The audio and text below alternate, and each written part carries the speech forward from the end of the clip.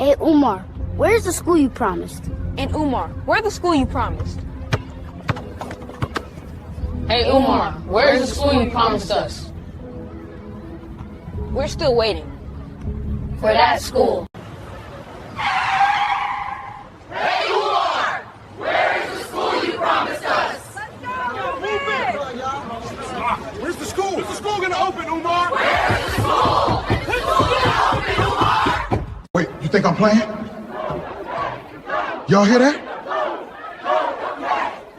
Where's the school? They're still out there. Oh, good garbage, great. What am I gonna do? I tricked off all that money. Think. I tell them we applied for our certificate of occupancy, but the city turned us down. Yeah. All right, everyone. Thank you so much for tuning on in. We got quite a bit to get into. I'm thinking about breaking this show up into 2 shows, like do a short show today and a longer show tomorrow, but we'll see how things go. Thank you so much. Let's go. FDMG is coming. FDMG is coming. FDMG is coming. It's coming. FDMG is coming. FDMG is coming. FDMG is coming. It's coming. It's coming. It's coming. It's coming. It's coming. It's coming. It's coming. It's coming. Oh, it's coming. FDMG is coming. FDMG is coming. Thought its personality be twerking. It's twerking.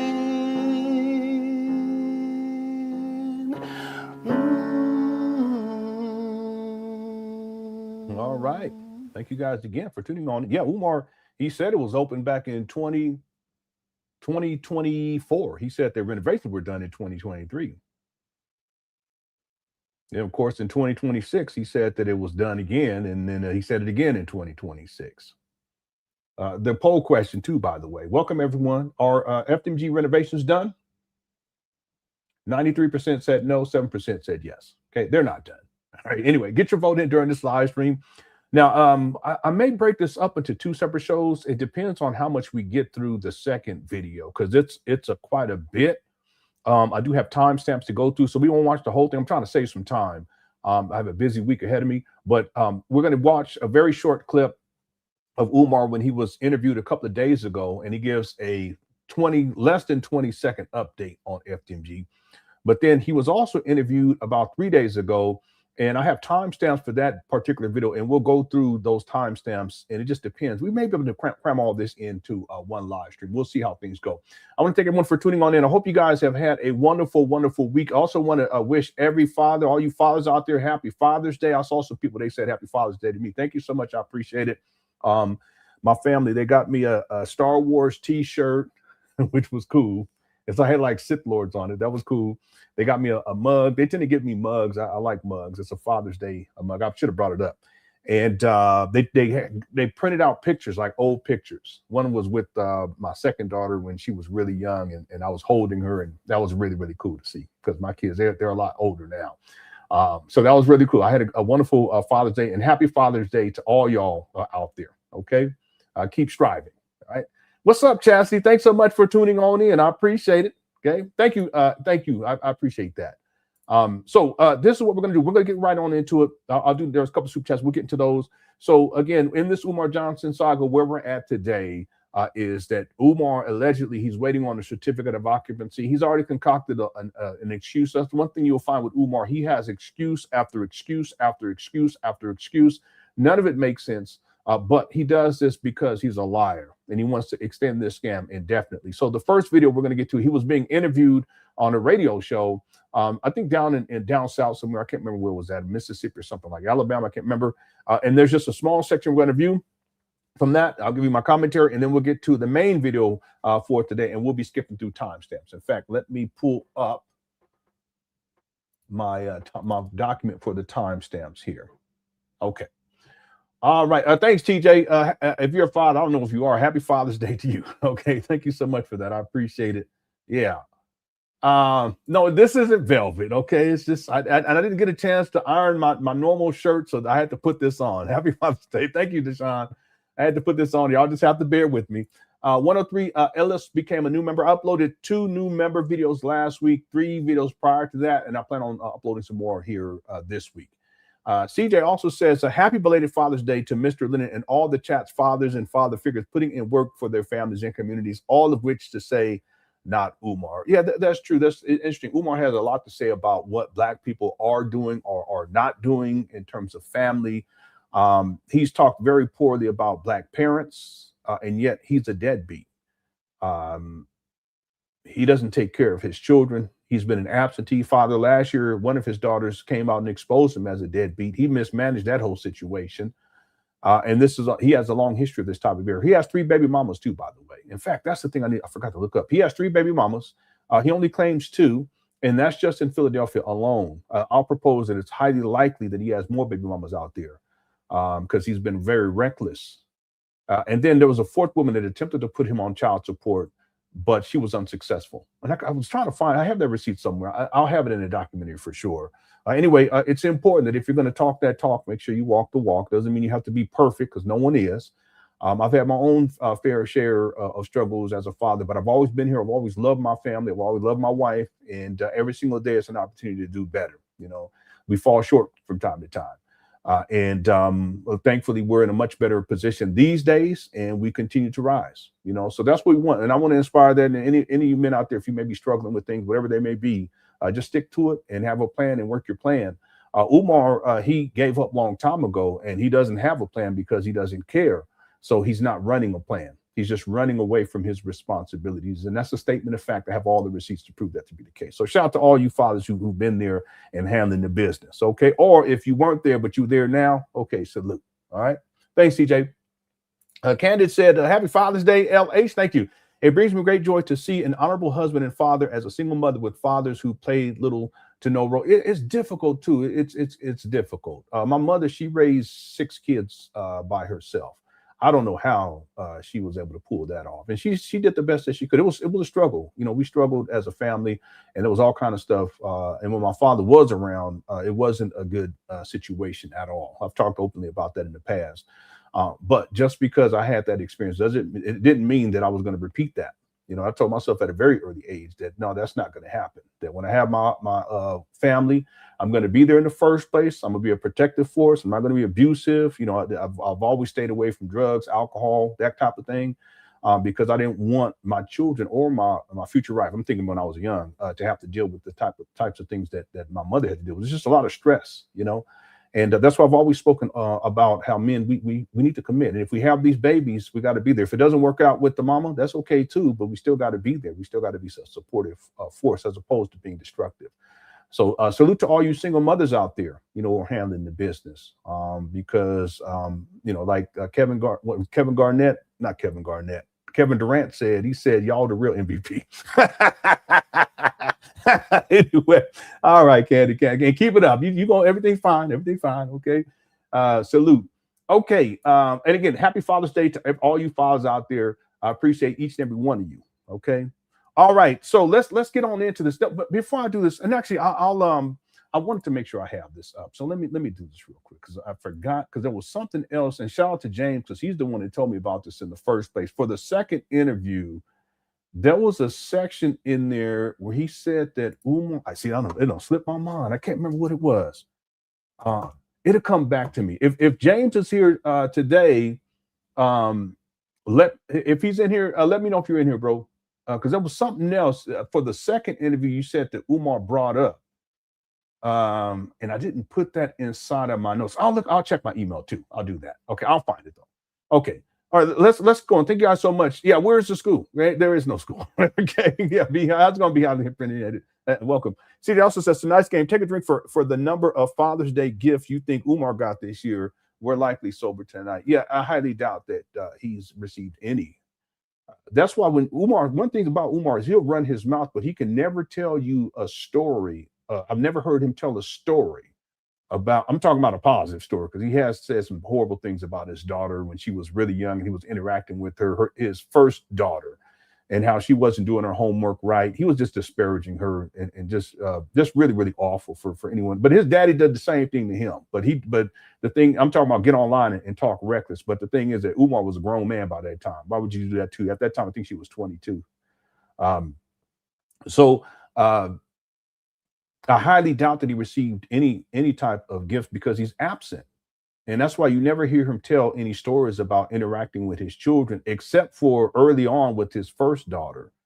And most of the time, and all the time when he spoke about that, it was like this whole negative drama-filled situation. Okay. Real fathers, we got all kinds of stories we can tell you. You know, my son, he wanted an African millipede, I think that's what he called, for his birthday. So we had to go out and go find where we can get one of those. They didn't have them at Petco. We had to go and find where they get. Then we had to get the tank, and then make sure that it fit with the other tank that we have for the daughter's geckos, and then get it's not, they don't use substrate.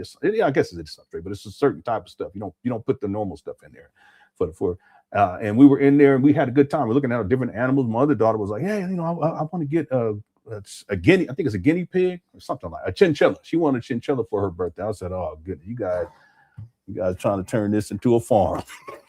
I said, "I ain't trying to do all that. That's more mouths to feed, and then you end up cleaning it up more than they do." No, they're good taking care of their pets now, but when they was kids, they didn't. Anyway, I can go on and on and on and tell stories, with my children, about my children, about my wife, about my family. But Umar, he can't do that, and the reason why is because he's an absentee father, and he's chosen to be. He doesn't care.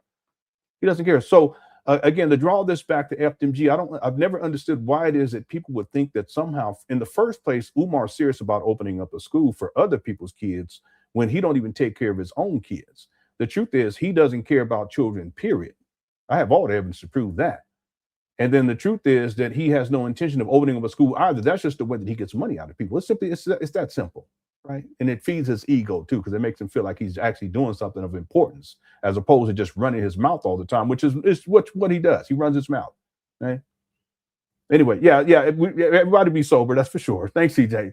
And then TJ said, "Amen, Lenon. I did the same for my son." Well, cool. I didn't have a good childhood, and I made a lot of mistakes when I became one. And I still make mistakes, but the point is that early on, matter of fact, the picture that my daughter, she printed out.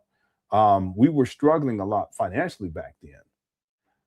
But what I would give to go back to those days, as a father, even though it was rough, it was tough. Just to have and not that to change things, even though I wish I had a time machine where I could, but you change one thing, okay, sci-fi, temporal mechanics, you change one thing in the past, everything else that comes after that's going to change. And I'm happy and thankful that we are where we're at today as a family. But when I think about back then, our children, it's different, because now they're older. They two of my sons, I don't see them all that often. They're doing their own thing, and then my older two girls, they're older, so they're they don't rely on us as much as from way back when they were young, And then my youngest son, you can tell he's kind of getting like that too. And then you miss those days back then, So anyway, I'm waiting on grandchildren. Okay, hopefully soon. Okay, but anyway, shout out to you, TJ. Yeah, and happy Father's Day too. All right. And then Soul Power says Papa Smurf ain't getting no gift. Yeah, he ain't got no. Listen, Father's Day gifts, no, nope. He's a deadbeat. And for people to think that somehow that doesn't matter, no, it absolutely does matter, because most of his rhetoric is centered around family, especially early on. So now he talked more about sex and crushing cookies, but early on, a lot of his rhetoric was about family stuff. Even education, well, that's tied to family. Special education, that's tied to family. The school to prison pipeline, that's definitely tied to the family. And yet, even back then, early Umar, he was a deadbeat then. He's such a hypocrite. So yeah, he ain't getting no, and he's not deserving of any type of love like that, because he don't take care of his kids. He don't care about them at all. And again, so power. It's amazing to me that people think that somehow he's going to care about their children, or that he cares about other people's kids, when he doesn't even care about his own. Okay, thank you for the super chat. And then Katrina sent in a super sticker. Thank you so much. I appreciate it. Okay. All right. Let's get going here, everybody, because I'm gonna try to save some time today. I have a busy week this week. What's up, Coco? Coco also said I have my 15-year-old anniversary and all 5 of my kids, 5 grandkids around on Father's Day. Congratulations. That's awesome. Congratulations. It was a feeling of wealth, and Umar Johnson can understand respect to all dads. Yeah, and respect to you too, sir. Yeah, he can't understand that. Because his life, again, I'm working on a documentary to cover his whole life. His life currently and has been for many decades just empty. I'll propose that that's one of the reasons why he's always talking about sex and he's always pursuing women as a sexual deviant, is because he doesn't have anything else to fall back on. I mean, what does he have? His mama's closet? He's 51 living off of his mama. He doesn't have his own place. He's been homeless since 2019. He doesn't even have his own vehicle. Yeah, he's collected millions of dollars, and that's where he's at these days. And then when he has to return to his mama's closet, it's a hoarder situation. But I'm talking about as a home, it's empty. He has nothing. So he tells people that the reason why his critics criticize him is because they're jealous. No one's jealous of that. He doesn't even know what it feels like to have a family dynamic. He doesn't know what it feels like to love someone or to have someone else love them back. And if he thinks that these flim flam floozy women that he be running through, these randoms, if he thinks that they got love for him, he got another thing coming. I'll propose that even his donors don't love him because they're sending him money so that he can self-destruct. That's not love. You're enabling him to self-destruct. That's not love. He doesn't even know what that feeling is like. He doesn't know how to receive it.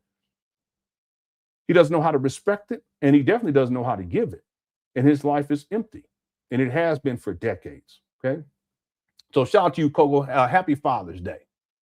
Yeah, you got 5 kids. Okay, yeah, you got 3 grandkids. So okay. So I'm gonna have to talk to my kids when I get off this live.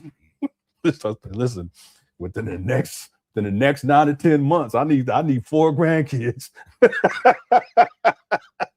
that way I get back on here. I can. All right. I'll do Coco. Okay. Thanks, Coco, for the super chat. Everyone else too. Thanks for all the super chat. Okay, let's get going here. So this first video, this is from a couple of days ago, and it's very brief. And this is Umar giving his, I guess you can say, update on FDMG. All right, here we go. The situation piece. So the Frederick Douglass Marcus Garvey Academy, the school we built, it's done. It's ready. The problem is I got Negroes fighting me against getting the final building inspection so we can get started. So the school ready, but we're dealing with that red tape right now because they don't want to give us the final building inspection. So we might got to get an attorney. Now, when we look. All right. So I want to break this down step by step. What I should also do is I need to pull this other thing up to here. Let this play one more time. Speaking at 2, and then after that, there'll be time for Q&A. So the Frederick Douglass Marcus Garvey Academy, the school we built, it's done. It's ready. The problem is I got Negroes fighting me against getting the final building inspection so we can get started. So the school ready, but we're dealing with that red tape right now because they don't want to give us the final building inspection. So we might got to get an attorney.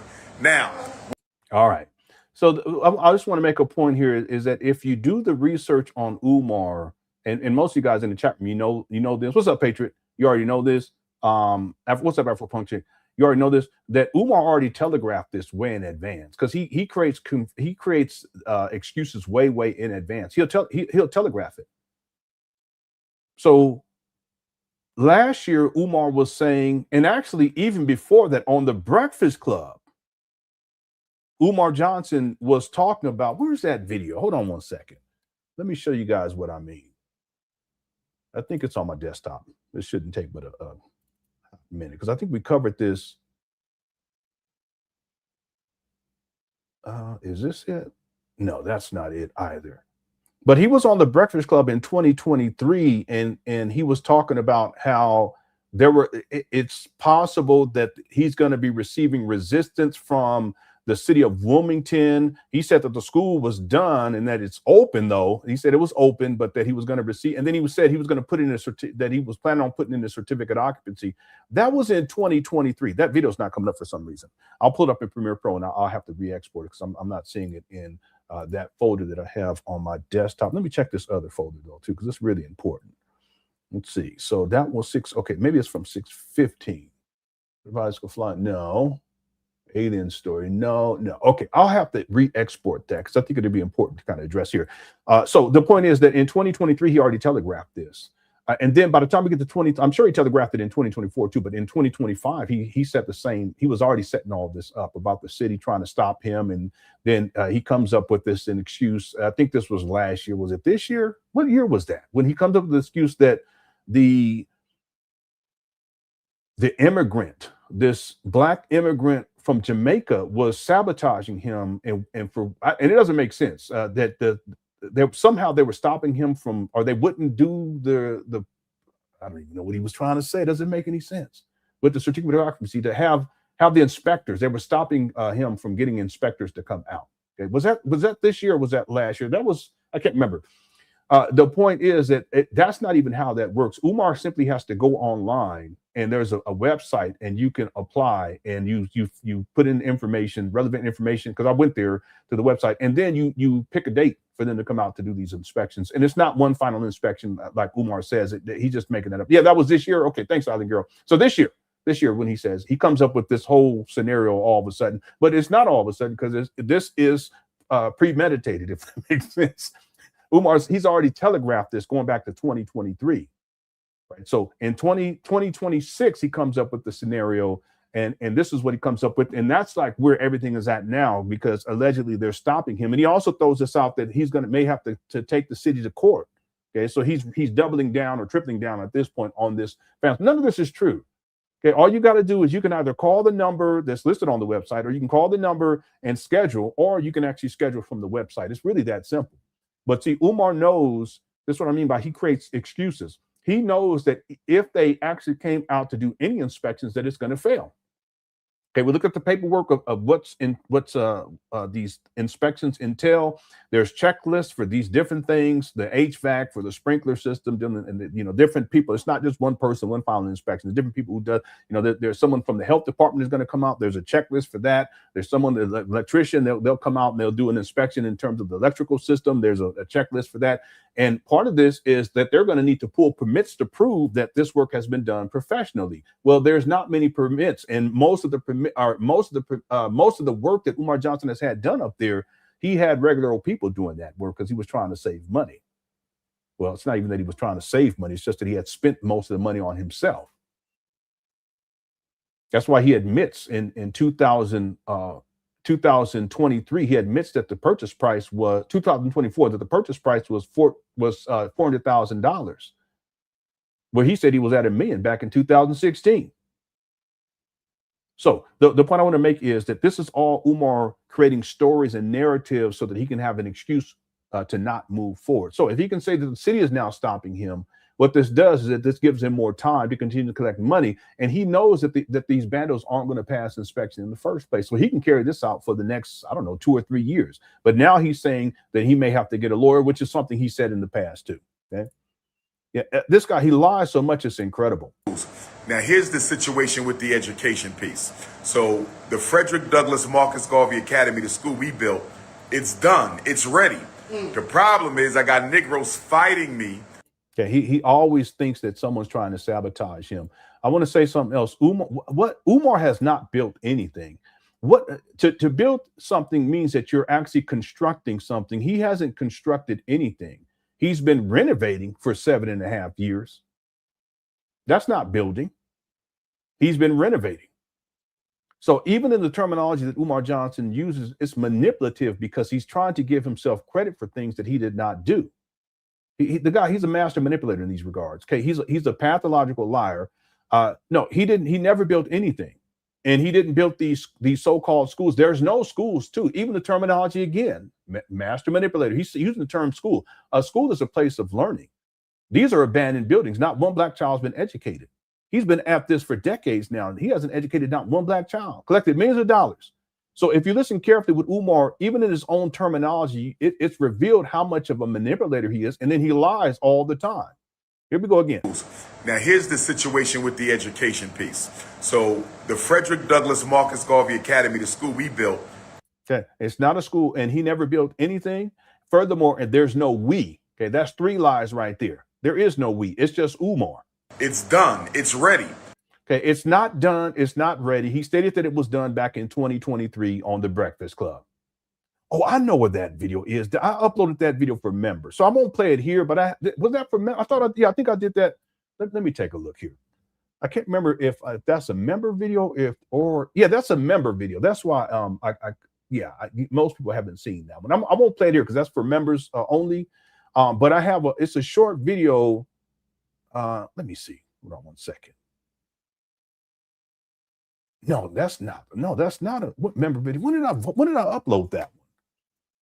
Anybody remember? Because I had. Okay, hold on one second. Let me open up my Premiere Pro right quick. I can't remember what video that was because it'd be perfect to play it right now. So there's a video where I show how Umar. Here it is right here. No, I played it during a live. That's what it was. Okay. Yeah. No. Okay. So I see what's happening here. Yeah. Maybe I didn't do this as an actual separate export. That's why.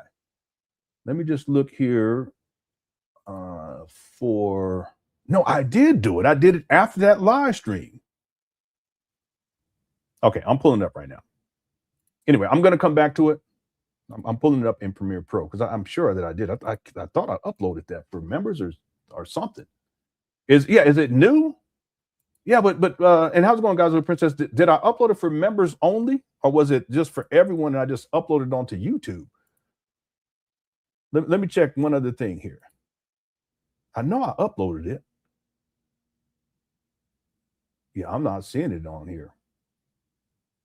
Anyway, let me see if I can export just that one segment. Anyway, so let's keep going. Here we go. The problem is I got Negroes fighting me. Okay, real quick, Umar always has a problem. I've talked about that. This is something to look for with Umar. He'll state a problem, and it's a struggle. It gives him more time and he's been doing this for decades, but specifically dealing with FDMG since February of 2019. So he'll always say the problem is this, and it's fabricated. But this gives him an excuse to continue to keep this going and then continue to collect money. Yeah, you're right, Francis. But yeah, he does look rough. Yeah. Oh, you were talking about this video? Okay, yeah, guys, but thank you. Yeah, so the videos we're covering today, these are new videos. There's 2 of them. I don't think we're going to be able to get to the second, through all the second. We may have to break that up. Okay, here we go. Against getting the final building inspection. So that's another lot. There is no final building inspection. It's a series of inspections. So Umar's lying about that as well. We can get started. So the school ready.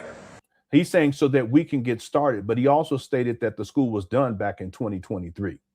But we're dealing with that red tape right now because they don't want to give us the final building inspection. So no, there is no red tape. The city is very efficient when it comes to these types of inspections because it's not Umar try to pretend like he's special, like he's the only one trying to get an inspection. No, there's probably thousands or hundreds of people or organizations, what have you, who let's say through the course of a year, there's probably thousands of people. So they have to make it as efficient as possible. And the way that the website works is you go on there, you put in the relevant information. Again, the city is going to check for whether or not Umar has permits pulled for all these different things, okay, HVAC, the plumbing, so forth, and he doesn't. Okay, so that's an automatic fail. When the health department comes out, they're going to look and they're going to see all the mold on the exterior. That's an automatic fail. If they even go inside, that's going to be a problem. He knows that. So that's why he's creating this whole narrative now to kind of, here's the new problem. They're trying to stop me. No, that's not the case. And it's not one final inspection. It's a series of inspections. I've already talked about that. I've even showed the paperwork. You might got to get an attorney. Now, when we look nationally at the miseducation system. Okay. And last thing, he says that we might have to get an attorney, but he's already told people that was the plan anyway, way in advance of this. So he concocts this. It's like he lives in an alternate universe, and he will lie, straight up lie, and create these narratives in order to have an excuse. And it's always an excuse with this guy. Okay, I'm in my Premiere Pro.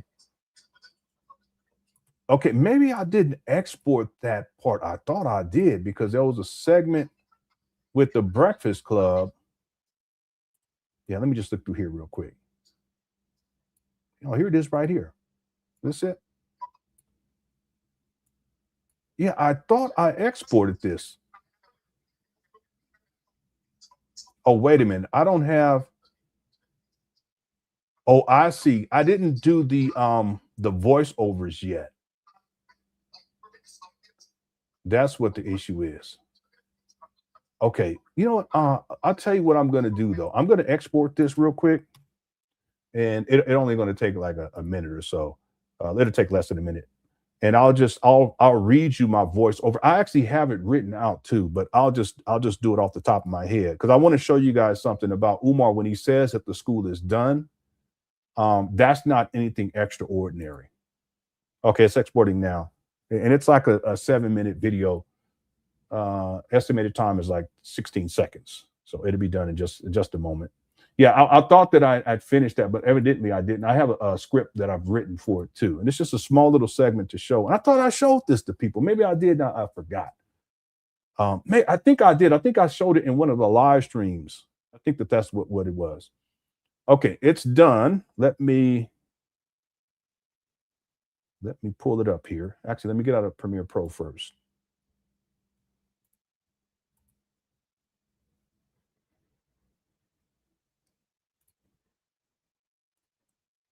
All right, here we go. I thought I uploaded it. I'm tripping. Okay, so so what were the only permits he has for? I haven't looked at that in a long time, but from what I remember, there was roof work that he got permits for. There was electrical work that he got permits for. There was a couple other things too. I can't remember what they were, but it wasn't anything major because it would show how much the estimated cost was too, and it wasn't a lot. I can't even remember. I don't have that website. No, I do have it. I just haven't looked at it in such a long time. Because I was on that website. Let me see if I can pull it up. I'll look for it though. But those things for sure, that was on there. Yeah, it was plumbing. He did have some electric. He had professionals come out to do electric work too. I remember that. That was a big thing. Plumbing, and then he had roof work done too. So from what I remember, it was those three things, and there was some other like lesser things. But the thing is that that work, it wasn't like everything was completed all the way. Like Umar got just enough work done to give the illusion of progress so that people would get excited, right, to keep sending money. So that's a whole nother issue. Umar knows that he's not going to pass inspections because they're going to be looking for permits. Okay, so let me remind myself, look for permits. It's on a website. I just haven't been on there in a really long time, but I'll try to track it down while we're live streaming. I thank you, rated R for Robin for the super chat. I appreciate it. Okay, let me pull this. What's up, Enterprise? Enterprise says, give me one time interview with Umar. Yeah, he would never come up on here. Well, they would break the internet. But no, Umar, I was thinking about this today. Like, most of the people who interview Umar, they do softball interviews. There's very few that don't. Like, I could think of the Breakfast Club, but in the Breakfast Club, it was, I mean, not the Breakfast, I'm sorry. I can think of, because Breakfast Club, they do softball interviews with Umar. But I was thinking of Lord Jamar when he had Umar on. That's one of the times where he was pressing Umar. It wasn't over the top, but he was pressing Umar. Just Umar couldn't take it. Umar got to ranting and raging. But I was thinking about this, like the people who give him softball interviews, are any of them particularly intelligent?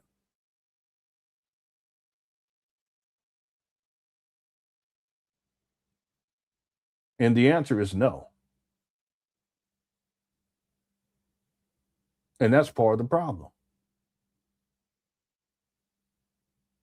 Because someone who has the level of intelligence, that also means you're going to have some critical thinking skills. Well, that also means that you're going to ask questions that are critical. And you'll also catch Umar in many, many lies over and over again. So when Umar tells people that the school is done, and we just heard him say it again now in 2026, people who have intelligence and have done their due diligence, they've done their research, that's another problem. They're going to be able to say, hey, wait a minute, he said that before. Okay, now watch.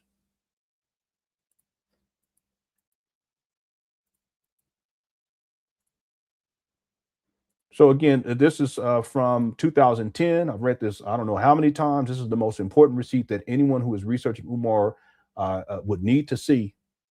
This is like the foundation to really get deeper into understanding what Umar Johnson has been doing, the scam he's been running. back in 2010, this is 16 years ago, promises in 2010 to begin laying the groundwork for the Frederick Douglass and Marcus Garvey Pan African School for Black boys, specializing in learning disabilities and disruptive behavior disorders. This will be a private school, and yes, you will pay in order for your son to attend. Grand opening September 11, 2013. This is chess, not checkers. Okay, and recently, Black Dot did a video where he talked about how he donated to Umar in 2010, but Umar states that he didn't receive his first donation until 2014. But I have Umar posting on his Facebook page that he was receiving donations in the form of land back in 2012. This is what I mean by critical thinking, having a level of intelligence to where you can ask critical questions, but then also have the research in order. Because Umar he lies so much, he contradicts himself. If you do the research, you realize he's a pathological liar. Okay, and so why does he do this? Well, it's to extend this scam and to make excuse after excuse. Now the excuse is that the city's trying to stop him. They're trying to sabotage him. There's no proof of this, and it's not true. They're efficient. The way that they work is it's efficient. You go on the website or you call the number, you schedule, they come out. And he knows it's not going to pass. And if it doesn't pass, it becomes public record. So how can Umar say that it's done? How can he say that renovations are done? He doesn't even have IT infrastructure in there. They're going to come to inspect that because that's going to be part of the electrical system too. Because all that needs to be tied in. He doesn't even have a server. He has a server room, but he has nothing. He has no IT infrastructure whatsoever. All right, so this particular receipt is important. Now watch this, because remember, listen to what Umar says. Of facing black, yes indeed. So as you said, through our education system of facing black children, we can get also some photos, and I did bring a couple copies of my book, Black Parent Advocate, The Art of War for Dealing with America's Public and Charter Schools. Now here's the situation with the education piece. So the Frederick Douglass Marcus Garvey Academy, the school we built, it's done, it's ready. Okay. So Umar is saying FDMG is done, and this is in 2026. As a matter of fact, let me put 6/20 because I think that's when this interview was, 2026. All right, so follow me on this. FDMG is done June 20th of 2026. Today's June 22nd of 2026. Okay, now let me show you what the research shows. Watch this. Right now, brothers and sisters, I am proud and I am pleased to announce to you at this moment, Black August 11th of 2023. I'm live, King. Black August 11th of 2023. I'm on a live stream, King. I'm here for a minute, though. Swing back around. Okay, I got you. That we have finally completed all of the renovations for the Frederick Douglass Marcus Garvey RBG International Leadership Academy for Pan African Excellence. I'm going to say it again. Today, August 11th, 2023, Black August, we have completed all of the renovations for the Frederick Douglass Marcus Garvey RBG International Leadership Academy for Pan African Excellence. I got to say it one more time. Okay, so you catch him right here? What's up, East B? Okay, so now he's saying that the renovations are done, which would be that the school is done. Okay, August 11th of 2023. Okay, so let's follow me on this. We're gonna go step by step. Let's keep going. So once we do that last layer of coat and do them floors, we applying for the certificate of occupancy. You think that's gonna be hard to get? It could be, because in talking with some of the businesses in the neighborhood, they're telling me that they've had to wait months before the city came out to do their inspection. Okay, he's making that up on the spot. That's why there's a pause there. Umar's trying to think of something. So he's talking about certificate of occupancy 2 years ago that he's about to apply 2 years ago. Why would you apply 2 years ago when in 2026 you said you just finished, that the school is done in 2026? I'm getting ahead of myself, but you guys see what I'm saying? So right here, now he's saying that the renovations are done, or he said renovations are done August 11th of 2023. He also stated that the school is, and you'll hear it. He said that the school is done June 10th of 2024. Okay, I think did I save that? Let me just make sure. Yeah, here it is right here. So we got renovations are done, which would mean that the school is done. August 11th of 2023. And then we have FDMG is done again. I'm sorry. School is done June 10th of 2024. Yeah, so it's 2 years ago. Watch this. If the school, again, critical question. If the school was done, listen. This carefully. Is what they say. Pan African and do them floors. So once we do that last layer of coat and do them floors, we applying for the certificate of occupancy. You think that's going to be hard to get? It could be. See, he's making this shit up on the spot. Because in talking with some of the businesses in the neighborhood, they're telling No, he's making this up on the spot. me that they've had to wait months before the city came out to do their inspection. Mm-hmm. And let's say even if it was months, okay, this is 2 years ago. He wouldn't have to wait 2 years, right? This is what they're saying. I don't know if it's true. Yeah, I don't know if it's true. That's what they're saying.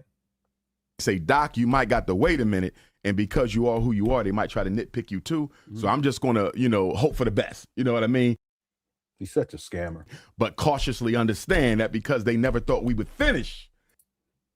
See that? What do you mean? They never thought that you would finish. He contradicts himself because he also said he still has to do floors in a final painting. But now you're finished? I hope it don't get to the point where we got to drag the city into court for discrimination against us because there you go. You see how he's saying they got to take it to court? He said this back in 2024. He says the same shit 2 days ago in 2026. Problem is I got Negroes fighting me against getting the final building inspection so we can get started. So the school ready, but we're dealing with that red tape right now because they don't want to give us the final building inspection. So we might got to get an attorney. See? It's the same thing. He's a pathological liar. Thought we were finished and we done. You know what I'm saying? And God willing, I believe. He says we're done. If they don't take forever to inspect the building, hoping we get these floors done quickly, we should be able to have our inspection before the end of the summer. The school is here. The school is almost done. Do you think that some of these Negroes are going to be protesting the most? Okay, again, Charlemagne, you're goofy. How can you say that the school is done, then you say that the school is almost here? Which one is it? Glazing. Yes, because they're not going to stop. Now that I'm open, they got to move. Now that I'm open. So now he's saying that he's open June 10th of 2024. The goalpost, right? That's right. They got to move the goalpost. No, that's what Umar, he's projecting. Now watch this. Brothers and sisters, I just wanted to go live today to give my 4 times great-grand cousin, the Honorable Frederick Douglass, his birthday present. I just wanted to go live for a few minutes, if y'all don't mind, to give my 4 times great-grand cousin, the Honorable Frederick Douglass, his birthday gift. And to the Honorable Frederick Douglass, the greatest black leader in American history, to whom I'm related by blood. Frederick Douglass is a second-generation descendant of Isaac and Betsy Bailey and the Prince of Pan Africanism, Dr. Umar Ifa. He lying about that too. Batunde Oguntade. I am a 1, 2, 3, 4, 5, 6, 7. I am an 8th generation descendant of Isaac and Betsy Bailey. We are both descendants of Isaac and Betsy Bailey. And on his 208th solar return, on the 208th solar return of the Honorable Frederick Douglass, I want to give to you, my great ancestor, a completed school in your name and honor. So now the school is complete. Are we seeing a pattern here? Again, let's go back. Oh, wait, I just highlight the wrong one. I'm sorry. And thank you, James. That's exactly what I needed. You emailed it to me. I appreciate you, bro. So again, he stated that FDMG, the renovations were done August 11th of 2023. And then on the Breakfast Club in 2024, he said that the school was, what did he say? Oh, that it was open? All right, let me just grab the date here.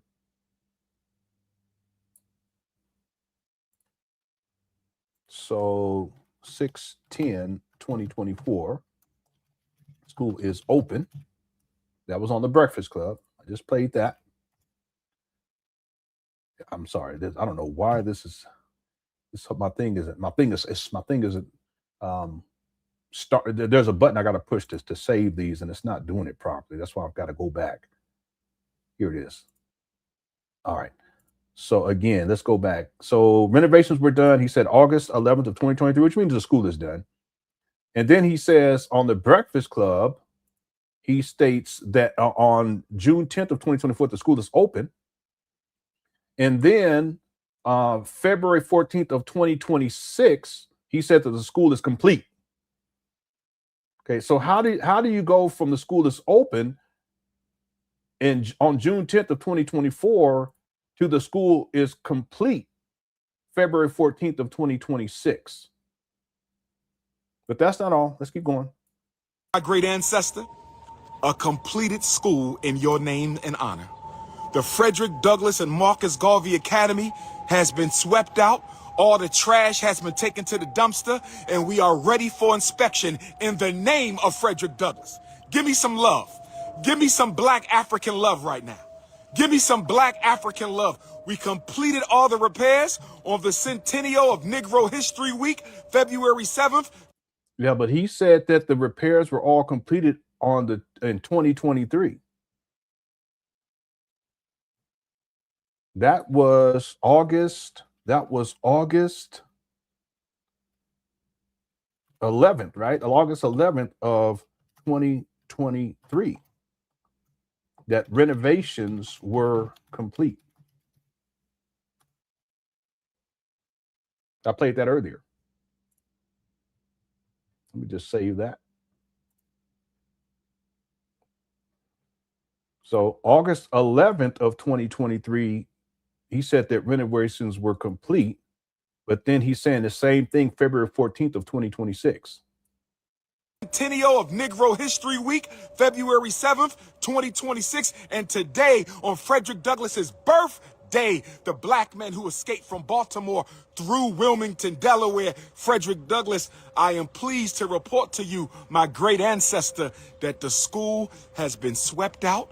And on Tuesday, because Monday is a holiday, I think they celebrate Abraham Lincoln, who was an associate of yours. I think they celebrate President Abraham Lincoln, who was an associate of yours, Honorable Frederick Douglass. But the day after Monday, which is Tuesday the 17th, which is the eclipse in Aquarius, solar eclipse. Where my Leos at one time? Where my Leos at? Where my Aquarius at one time? So on the solar eclipse day, we will contact the city.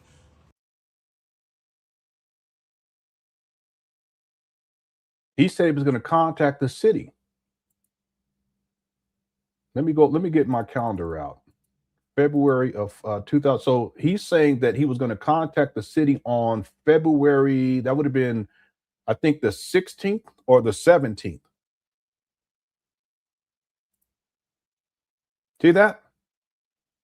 Respectfully and humbly, and ask for them to come out and inspect the Honorable Frederick Douglass and Honorable Marcus Garvey Elementary School and the Nat Turner John Jacques Dessalines Gymnasium, because we are ready to get to work. Are we not, brothers?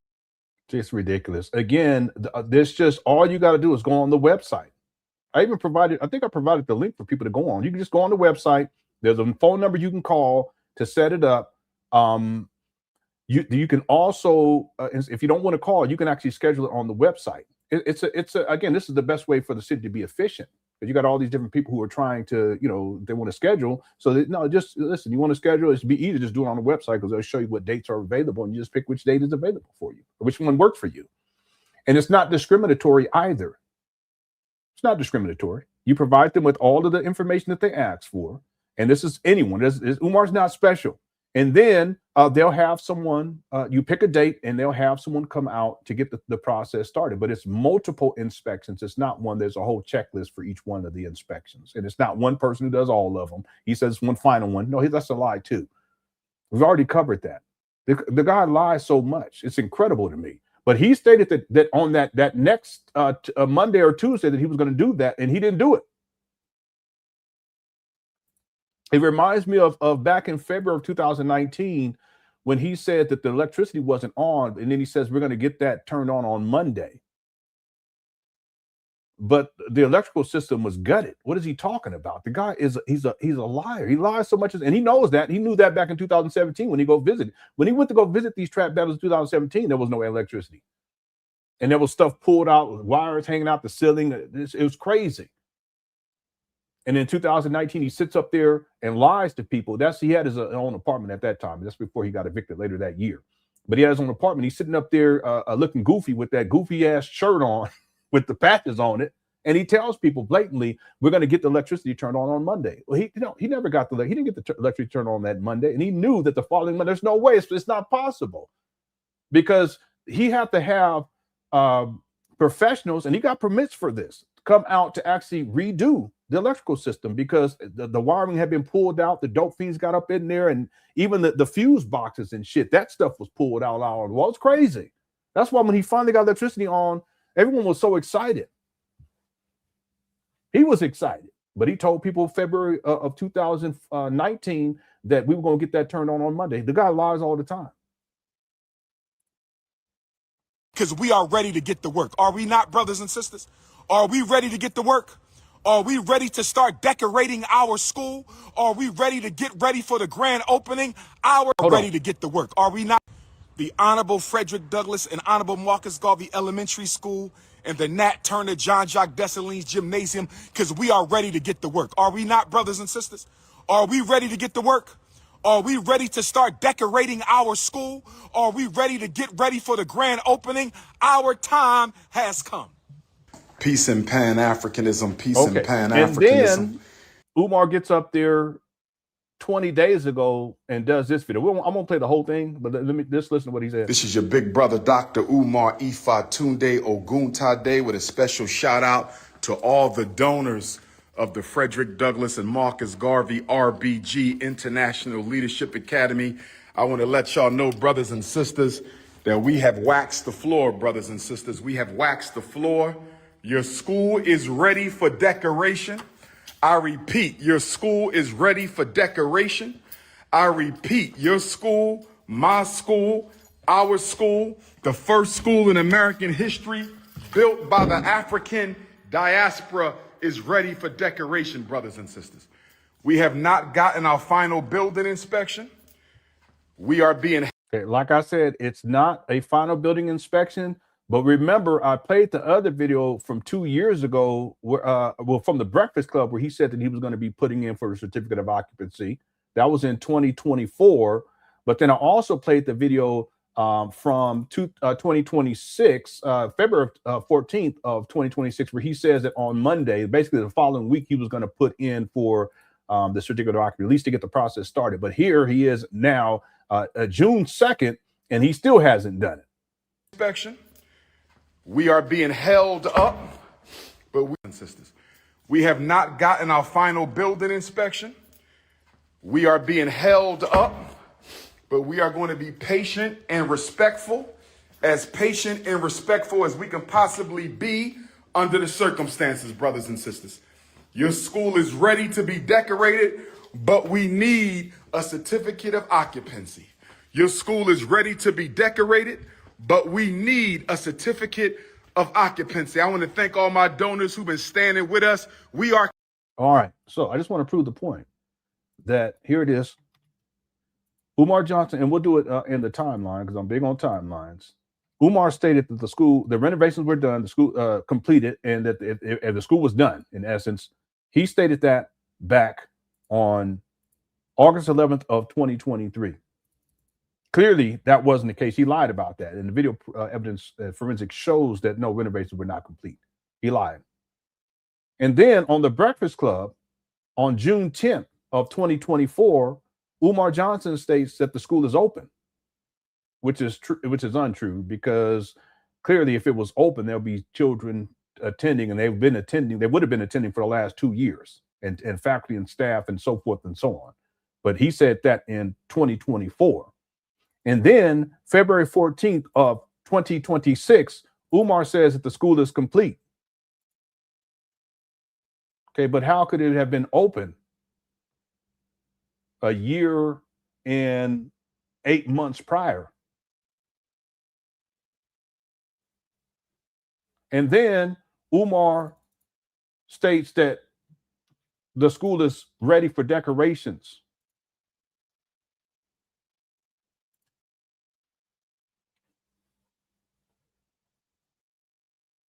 June 2nd of 2026. And he still hasn't put in for the certificate of occupancy. Where's this decoration shit come from? Because he didn't say anything about decorations August 11th of 2023. He didn't say nothing about decorations when he said that the school was open on the Breakfast Club June 10th of 2024. Where does he come up with decorations? Well, like I've been telling people, Umar creates shit to extend this indefinitely. Initially, he said that there were 3 stages: acquisition, restoration, which is renovations, and then operations. He gets to the point where now he's pushing this lie that renovations are completed more forcefully now, because he said it back that it was completed back in 2023, but he's saying it as if it really is true now in 2026. And so if that's done, Umar cannot ask for money anymore for renovations, right?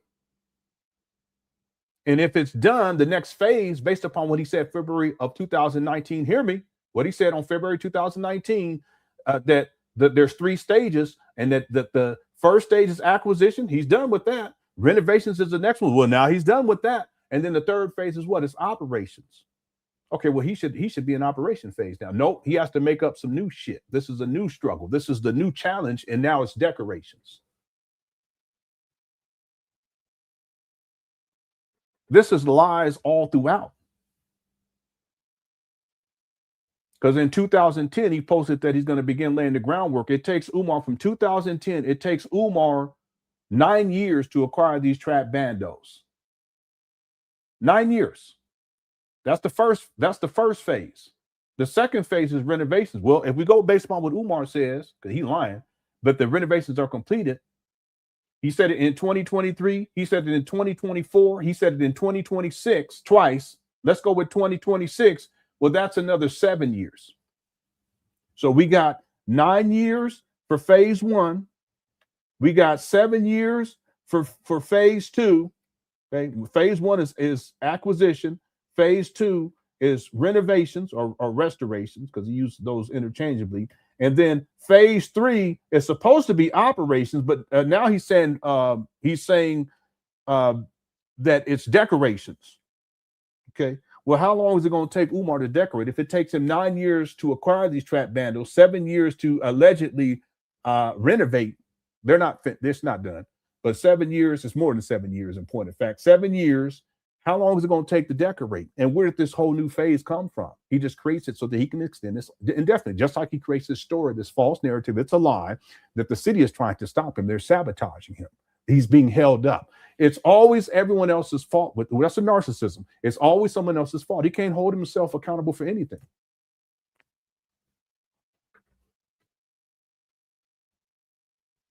Sports bet, phase 4 set to stun. No, I would not repeat that for you 3 more times. I don't think I could, even if I tried. Okay. Anyway, I provide you guys, and I thought I think we went over that, but I'm gonna have voiceover for that whole sequence that I'll have. I thought I'd done it already, but I've written it. I thought that I've recorded. I didn't record it yet. Okay. All right. Before we move on to the next video, I thank you guys so much for tuning in. I want to appreciate you guys so very much. Again, I love you guys. I love you. There is a poll question. The poll question is simple: are FDMG renovations done? Is that the right way to say that? Yeah, because it's renovations. Okay.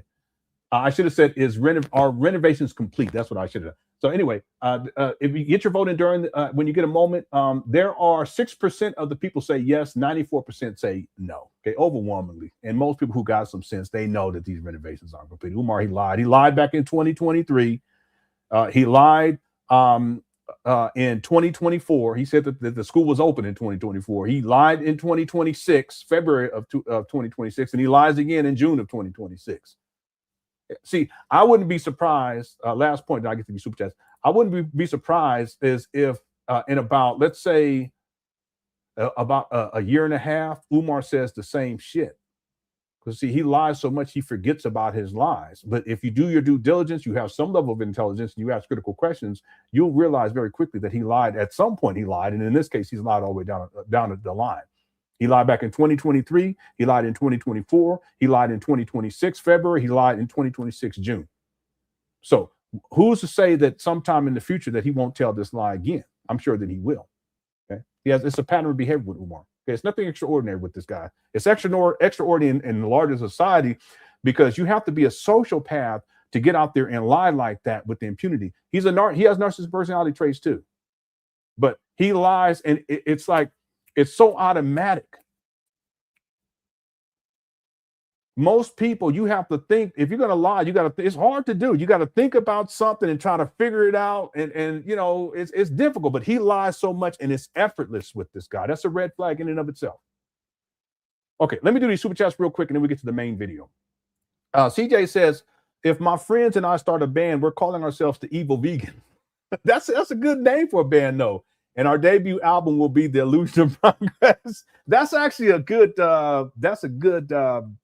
a band name for sure. If you guys don't know, Umar called is that his second or third baby mama? Let me look. I think it's, and I always get confused on this simply because his second baby mama didn't put him on child support right away. Let me see.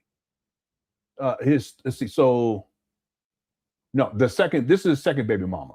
Because see, and she didn't put him on child support, or at least attempt to, until 2017. But from the time that baby was born in 2017, he also impregnated another lady. She was young too. She was in her early 20s. She was in his early 40s. That third one put him on child support. That was in 2015. Yeah, so I'm gonna pull these receipts up too to show you guys. I've shown it, and then there was a fourth one that attempted to put him on child support but was unsuccessful. And I couldn't find. I have it because I've actually showed it in the past. So the first baby mama put him on child support. It was certainly after the baby was born. So that was in the early 2000s. I don't want to say too much, but most of you guys already know who I'm talking about. It was July 15th. Anyway. And then his second child was born roughly a decade later. I'll just say it that way. And then the third baby was born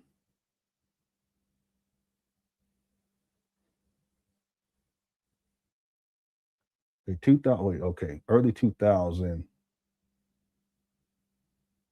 No, that's when the baby was put on child support. Oh no, that's the second. Okay, I got it backwards.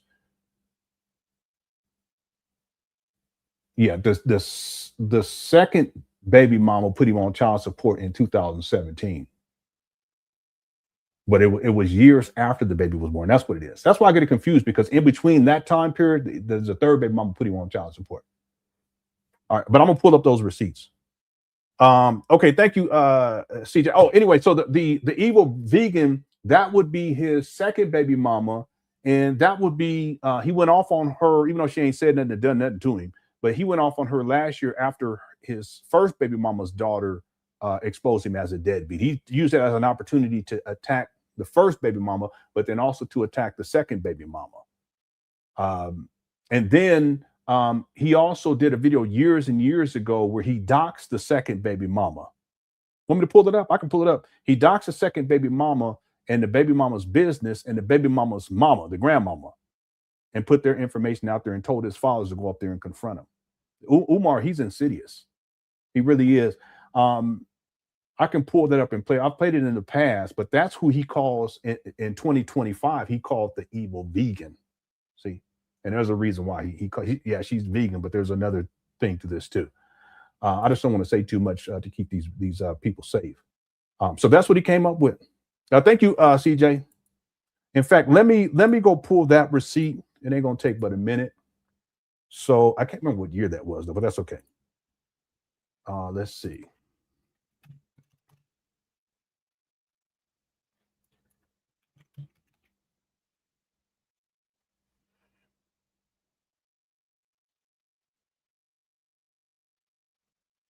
Yeah, it's not coming up. Oh, I know how it's going to come up. Okay, I got this keyword. Here it is right here. Yeah, so this is from 2018, January 8th of 2018. And this would be like a year after he was put on. It's less than a year. That's probably why he was mad about this shit. Less than a year after he was put on child support. By this baby mom. This is the second one. Let's watch this. That video the other day where you talk about your baby mom taking you to child support. I had to. God forbid if I die. Yeah, see, that's why he was so angry, because she had put him on child support. Let's look at what the receipts show for what, let me see. What month and year she put him on child support. This would be, I got this right, second. I think this is the second one. Let me, no, because he didn't put it on until 2017. So that's why it's backwards on here. Yeah, I got to correct this too in my notes too. So not that one. Yeah, see, I have her listed here as a third baby mama, but that's because she put him on child support years after the baby was born. So I have to correct this inside of my notes too. So I just keep that in mind. All right, let me pull up.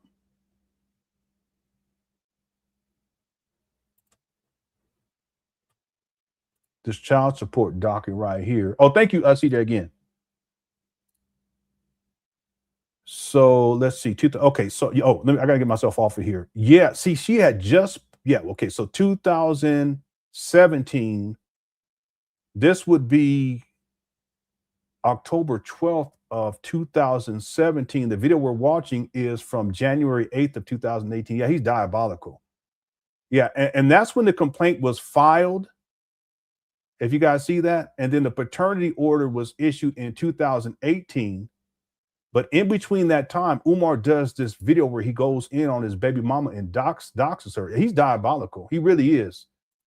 Yeah. Anyone follow what this, the significance of this? Because if we put it in the larger context, based upon the research, his second baby mama put him on.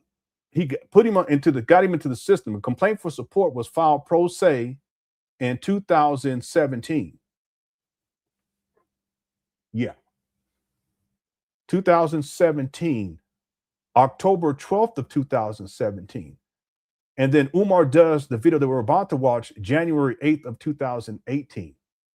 So roughly 2 months later. And this is before the paternity order was issued. So that's why he was so upset in this video. See, now it makes sense. And he did a video prior to this. I'll cover this inside the documentary. I won't pull it up now. He did videos where he's going in on his baby mama. Well, this is why. Because they put him on child support. Because he don't take care of his kids. He's a deadbeat. He don't spend time with them either. But he doesn't support them financially. Here we go. Like some people like, Doc, you shouldn't have done that video the other day where you talk about your baby mom taking you to child support. I had to. God forbid, if I die today tomorrow, who gonna tell my daughter that your father loved you? Exactly. And the only reason why he wasn't there because your mom kept him out. Somebody got to let her know that. Because her mom ain't gonna tell her the truth. And her grandma ain't gonna tell her the truth. You see what I'm saying? No, it's not that the mama attempted to keep him out. Umar is emotionally unstable. He's abusive with his language. His first child alleged that he beat on the mama. That's not that Umar wants to, again, he can't hold himself accountable. By the way, by the time when Umar's second daughter is born, in and around that time, that's when he started to get more inroads into the Black conscious space. And he ends up giving up his career prior to that in order to basically be in the Black conscious community and travel the world and lecture. And what happened was with Umar was that once he gets to certain levels of fame, if you will, in the Black conscious space, it's not that his baby mamas were trying to keep him out. It's just that Umar was a problem in terms domestically way before that. That's not it at all. So he can't hold himself accountable. And then at a certain point, he's not even working a job. He's not trying to pay child support. That's why you start to see generic orders over and over again, because they can't find any employment, so they can get child support from him with the wage attachment. But understand, Umar's problems with these women existed way before he does this video. Again, the woman didn't put him on child support until years over a half a decade later, when the time the baby was born. See, these are domestic issues. Ain't got nothing to do with what Umar talking about and how they're trying to stop. No, he was a problem domestically. He has an abusive personality. He rants and he rages. He doesn't have self-discipline. Okay, he's also a sexual deviant. He out here running through all these women. He's quick to anger. He's quick to rage. And again, his first child alleged that he beat on her mama. So you got to drop a couple little tidbits. I didn't go in too deep, just enough. Right. So somebody can pull, if something happened to me. Because what I think is so selfish about what my mother is doing is my work is a very dangerous work. You don't know how long this man got, and you keep it from his. Yeah, there's this narcissism. He feels as if he's so important. He's not. Baby. And my baby girl looks just like me. You understand? Right. And my oldest daughter, she almost at the age when she's free to do what she wants. Right. So we're going to be able to build that relationship better. Right. Hey, that didn't age well. Okay, again, this video is from 2018. Look what happened in 2025. I'm saying, because she almost free. Oh, yeah. But my baby girl, she's starting off. Right. We need that time. Right. And the fact she would take me to child support when all I asked for was a day a week. I said I would give you the money. Right. I just need a day a week. Right. No, she didn't take him to Umar to child support right away. That's not what the issue was. Again, it was over a half a decade later. She decided to put him on child support because he wasn't supporting the child financially. She didn't even give me a day a week, though. And again, visitation is a separate issue from financial responsibilities via child support. My baby girl's 6.5. She never been anywhere with me in 6 years, bro. Out to the movies, the zoo. If I want to see her, I got to go to the grandma's house. Yeah, that's still the case to this day. Deadbeat. For what? That's why he can't tell any stories. He can't give people stories about his children. Outside of when he was dealing with the first one, but it was all negative. He said she was lazy and blah, blah, blah. She wasn't doing her homework right. For what? Because I didn't marry you? For what? That's another excuse that he uses for all of the baby mamas is that they have hatred for him because he didn't marry them because he's the prize. No, cut it out. That's the narcissism. He thinks he's all that. Just a bum from Philly. Do that. But that's what they doing. But they right up there on to get the address because I would damn well tell you. Okay, again, he's giving their place of business. He's doxing them. Because I want everybody to go to he's trying to weaponize his followers to go up there to confront them. And my he gives their names. Selling them vegan platters, talking that soul vegan shit. They say, why can't this man see his baby without y'all sitting in his face? You know how belittling that is? You a grown man. And you got to go sit on your daughter's grandmama couch. Right. That's called supervised visitations. He couldn't be with the child by himself. What does that tell you? It's not that they were trying to keep the babies from Umar. Umar, he's dangerous. He still is to this day. They're telling people. With everybody in the family looking at you. I'll ask that question. See what I'm saying? But they up there perpetrating this conscious vegan, and the little girl can't even see her father, and her father happened to be one of the biggest movers and shakers we got, and she can't spend time alone with him because the mother's hatred issues. And then somebody said, well, maybe he's a domestic. If I ever put my hands on a woman, I promise you, it won't be no school psychology, it won't be no FDMG, it won't be no nothing. Okay, and he's not a school psychologist, and there is no FDMG school, but the point is his daughter exposed him and stated that he alleged that he beat on the mama. So for him to even bring that up, he tries to stop himself too. And it hurt me even with the grandma because when I see, it hurts him. He's always the victim. This is the narcissism. It's always someone else persecuting him. He doesn't hold himself accountable for anything. I ran into mom go at the fresh produce. He's doxing the baby mama's mama, the grandmama. I didn't speak to her. Right. Umar, you not gonna speak to me? I said, my I got nothing to say to you. Why not? My your daughter don't let me see my little girl. You know this. Right, yeah. Why are you acting like you don't know why I'm not talking? Oh, I didn't know. How the hell you don't know I can't see my baby when the only time I can see is on your damn couch? So she set it up, start going again. We need some money. No problem. I need 1 day a week. Right. You see what I'm saying? Right. You need no problem. I need 1 day a week. Right. You know what she said before? She doesn't know you. My daughter know exactly who I am. She see me right now, she running to her daddy. She doesn't know you. That's when she was 2. Right. When she was 4, what was it when she was 4? The new excuse was, she ain't used to being away from me. Something. Right. Right. And now she's 6. They done ran out of excuses. Right. You know what I mean? We just don't want to let her be around with you. Right. You know what I'm saying? So that's what I'm dealing with. And she's conscious. Oh, yeah. This is a conscious sister. Good. Allegedly. You know what I mean? But it's just sad because when you deal with this custody, and this is what people need to know about custody, because I've been through with my oldest daughter. Just because they give you custody on paper, especially. All right. He's always the victim. Anyway, we'll leave it right there. I wanted to find that video, and I actually found it the other day, but I can't find it again. It's a video where Umar states that he fears that his daughter will come out someday and expose him, which took place. It actually took place in 2025. That's exactly what took place. And I found the video. I just can't remember where I put it. Anyway. Okay, let me finish up with these super chats and we'll get back to the main video. Let's see, where am I at here? And again, thanks, CJ. So that's who Umar's talking about here. He's talking about the evil vegan and then the evil vegan's mother, which would be the grandmother. He says some other stuff he shouldn't have said in here either, but we'll leave it right there. He actually docks his child's school location too, the school that the daughter attended at that time. Okay, that's diabolical because you don't know who's listening, and something could happen to that baby. The baby could be up there at their place of business, and you have these goofy ass Umar Johnson followers show up, and who knows what may happen, and that puts the child's life in danger too. But that's Umar. TJ says, as of today, it's done and ready. Yeah. These trap battles, they're not done, they're not ready either. Okay. He lies. That's all it is. Thanks, TJ. Okay. Giannis, how's it going? Giannis says, my father made a YouTube channel mostly of Umar. Okay. Yeah, well, hey, listen, you know, my YouTube page mostly Umar too. I'm just playing. It's true though, but I'm just playing. Thanks, Giannis, for the super chat. The Fupa says, just an FYI, y'all, I'm related to Obama through my uncle Deborah's third great granny's 5th sister. Okay, so you're related to Obama. You have an Uncle Deborah, and your Uncle Deborah's third time great granny's 5th sister. That's how you're related. Okay, yeah, okay. But you know what? Let me just tell y'all something. There is no proof that cousin Steve is related to Frederick Douglass either.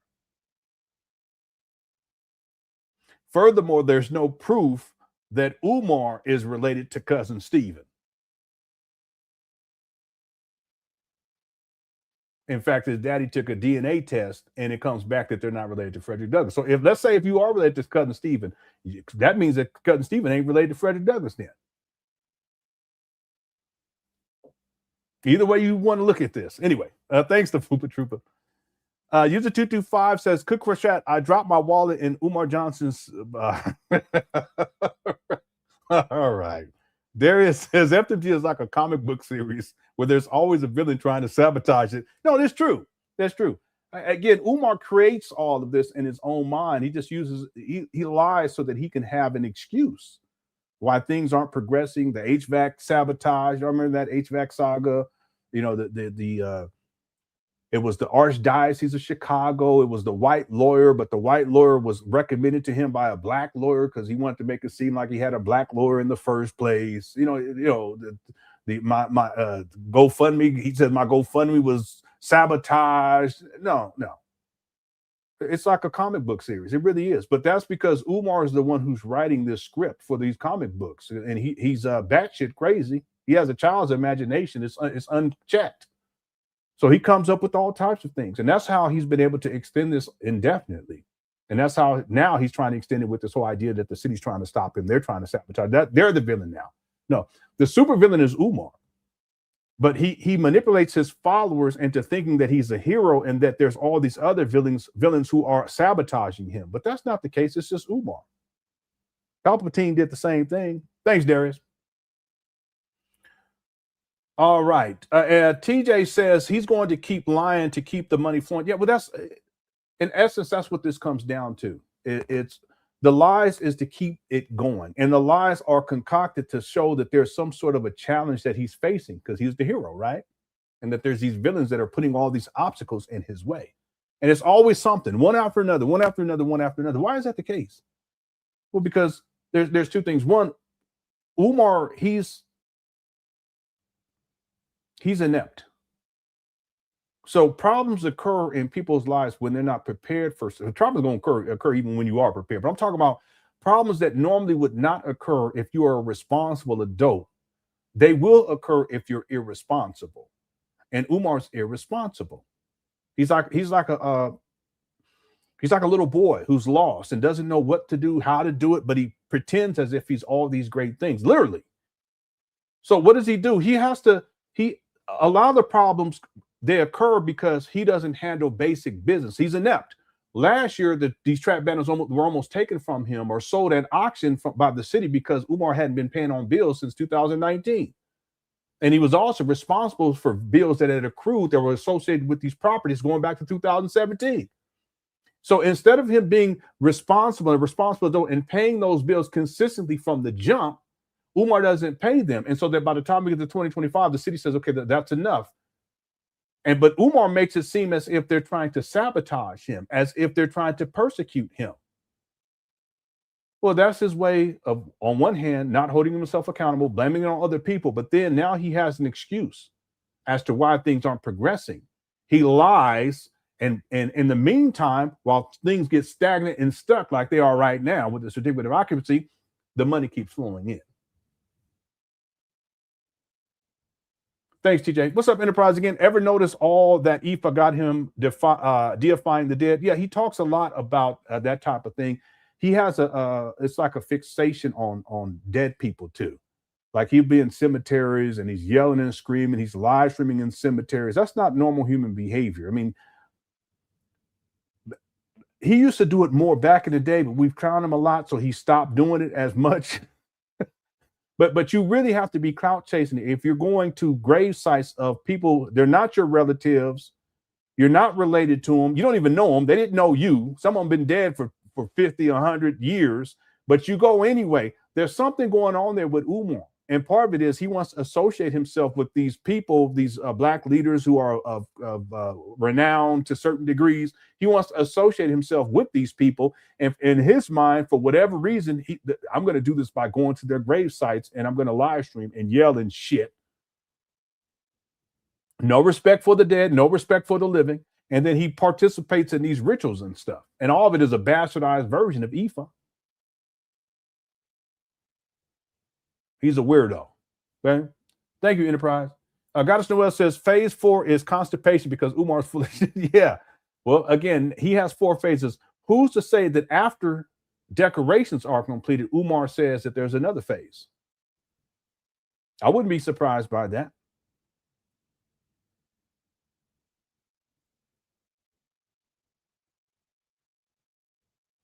Yeah, this guy, he's something else. He really is. And he's going to keep this going for as long as he can because it's his primary source of income, and it has been since at least 2010. That's a long time. 16 years of this foolishness. And not one black boy has been educated. Not one black child has been educated. He's still collecting money, though. Thanks, guys, Noel. Isn't it about time for him to give up on FDMG? That's a good question. Like I was just saying, Boss Jack, if Umar is able to collect money for 16 years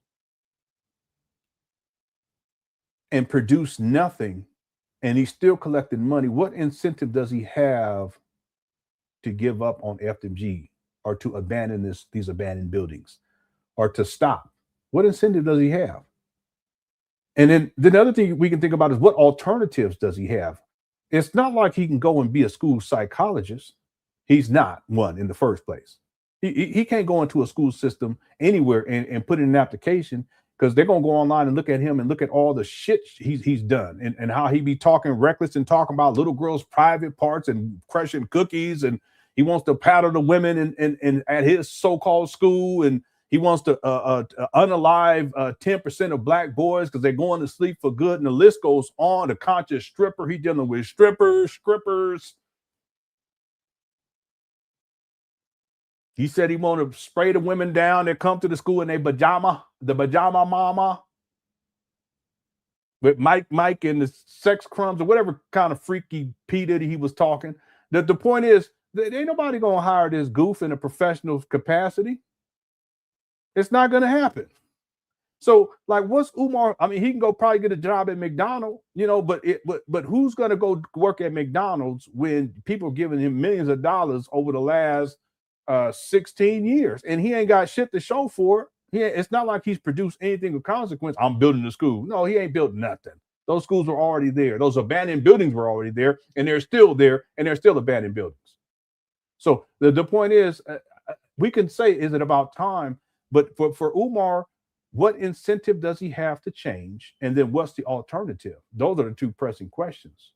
And right now, he doesn't have any incentive to change, and the alternatives for Umar, they're bleak.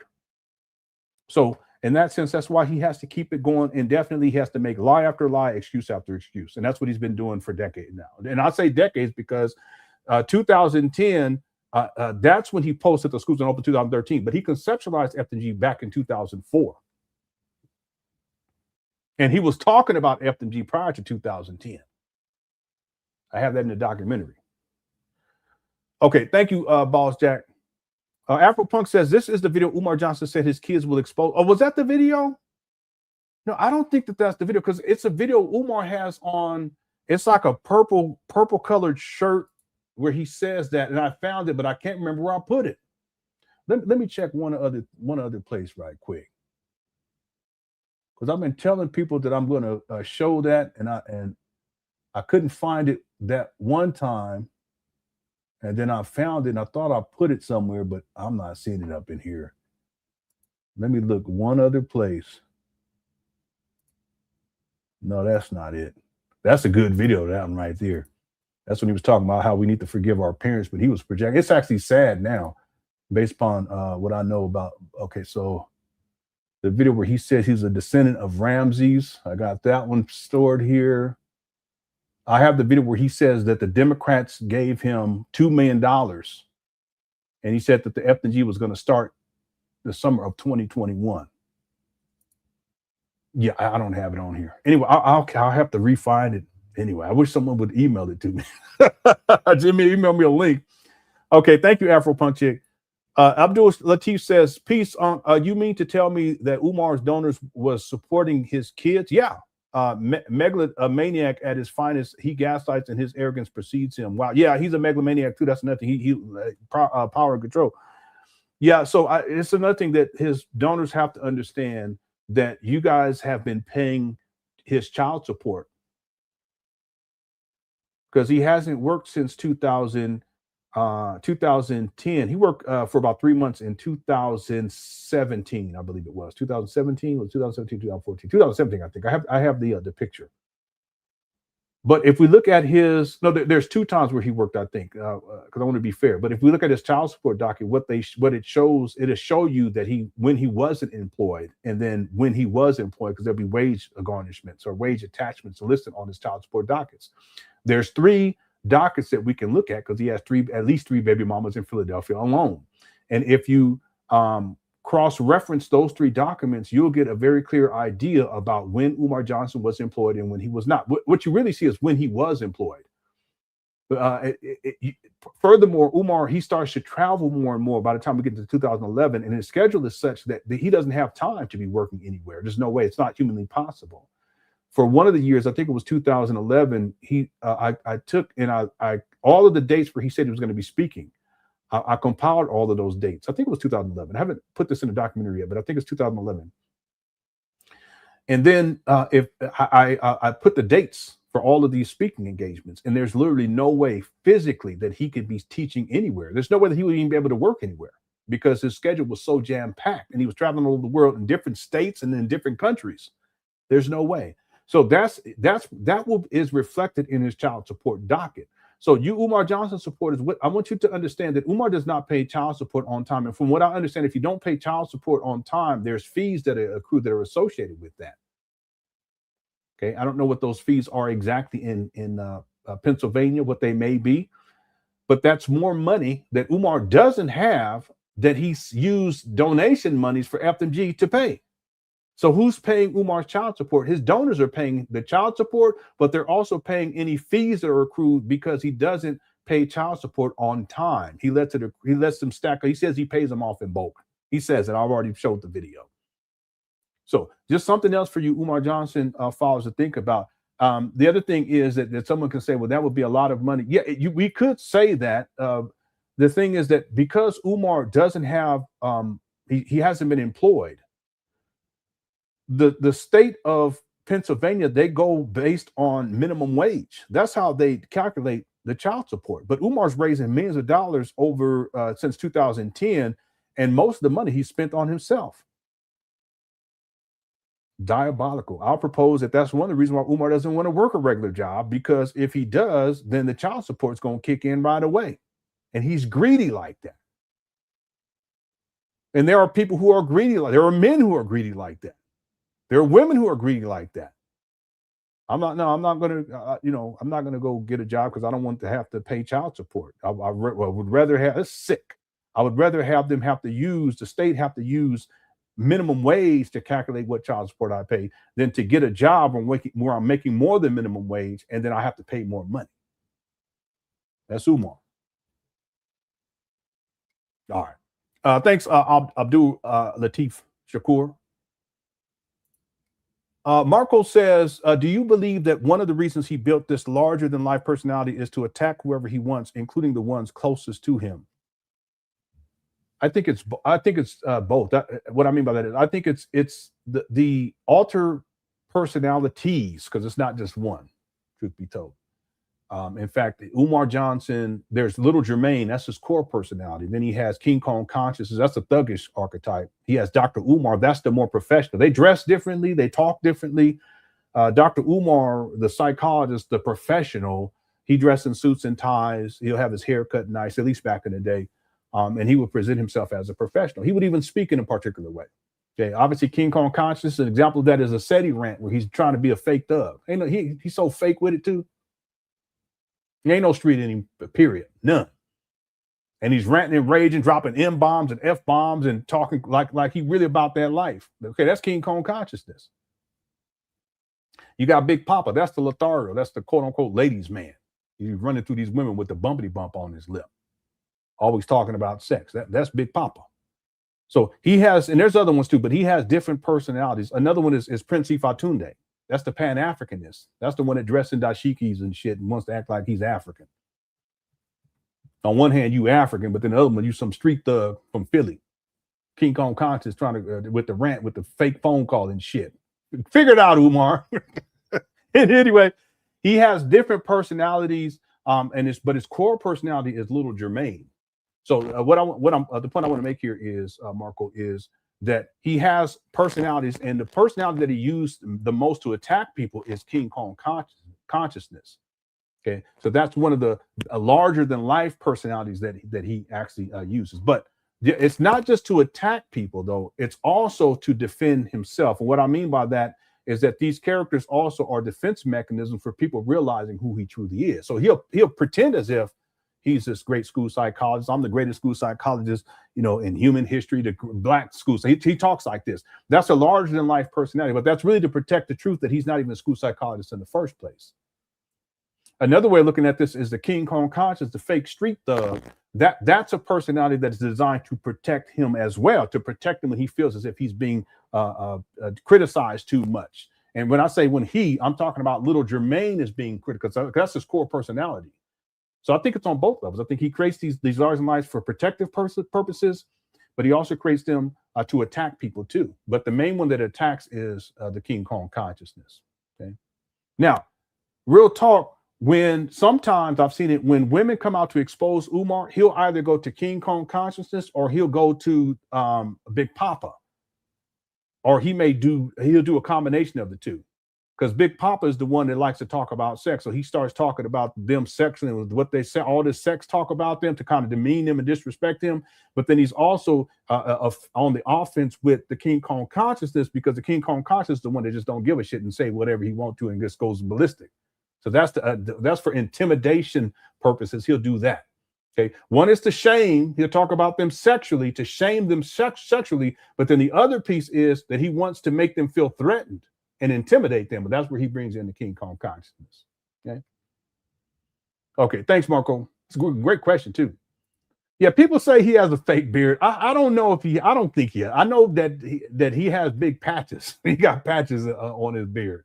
You know, like if I grew my beard out, it'd be like this all the way around. But he be having patches and shit. All right. Thanks, Seth. What's up, Seth?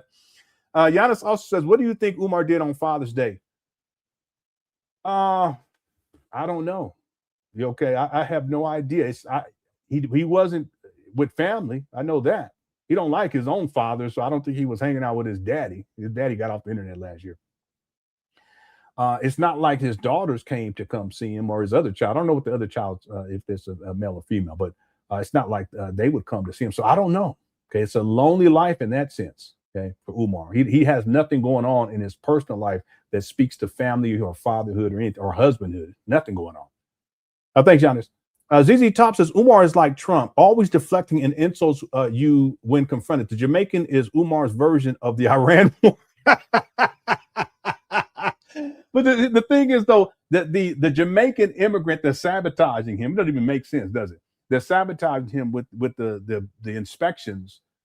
This is just it's just an iteration of a whole host of individuals that he's concocted or he's created in his mind as he's told these many stories over the years. This is just one example. There's so many other examples. We can put together a list. Okay, I told you all earlier.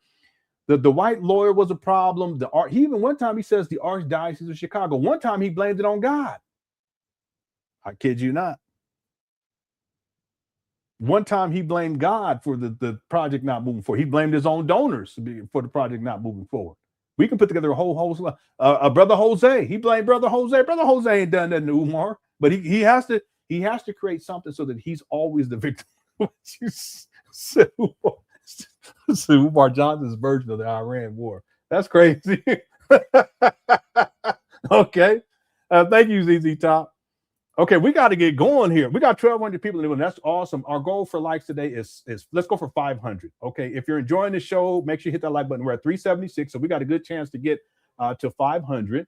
And then the poll question: Are FDMG donations done? 7% said yes, 93% said no. So make sure you get your vote in during this live. We need 61 more votes to get to 1,000 votes. Okay, let's see if we can get to 1,000 votes on that. Okay, thank you guys so much. Contavet says vandals are completed in his mind. Okay, Umi knows he will never put a dime to finish any building or hire staff. It will be all over. Then what? Okay, so the first part, it is possible that in Umar's mind he believes that they're done, but that's only through him lying about it over and over again. Because I've talked about this in the past. Sometimes Umar, he tells lies and he knows that it's not true. Sometimes he tells lies and he believes them. And then sometimes he tells lies, and the more and more he tells those lies, the more and more he actually starts to believe them. That's why Umar is so dangerous. Did I just say that again? Sometimes Umar tells lies that he believes in right away. Sometimes he tells lies that he doesn't believe in. But then sometimes there's lies that he doesn't believe in, and the more he tells those lies, he starts to believe in them, and then he believes in them ultimately. So it could be the case because he's been telling this lie about the school being completed going back to 2023. So maybe in his own mind, yeah, but that would mean that he's delusional, which he is. And then Umar knows he will never put a dime to finish any building or hire staff. So there's two parts of this. At some point, Umar's going to have to actually finish, even though he said it was done back in 2023. He said the school was open in 2024. But he's never going to get to that point. You're right. He's never going to get to that point. And then that next phase is to hire staff. Okay, that has to be done before the grand opening.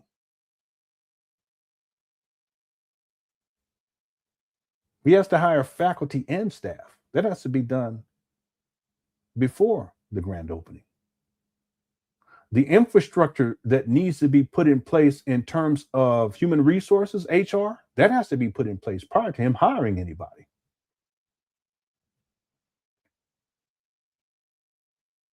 All the insurances need to be put in place. The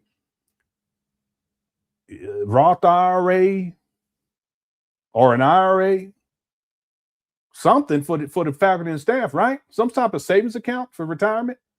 There also have to be benefits package, dental, health, vision.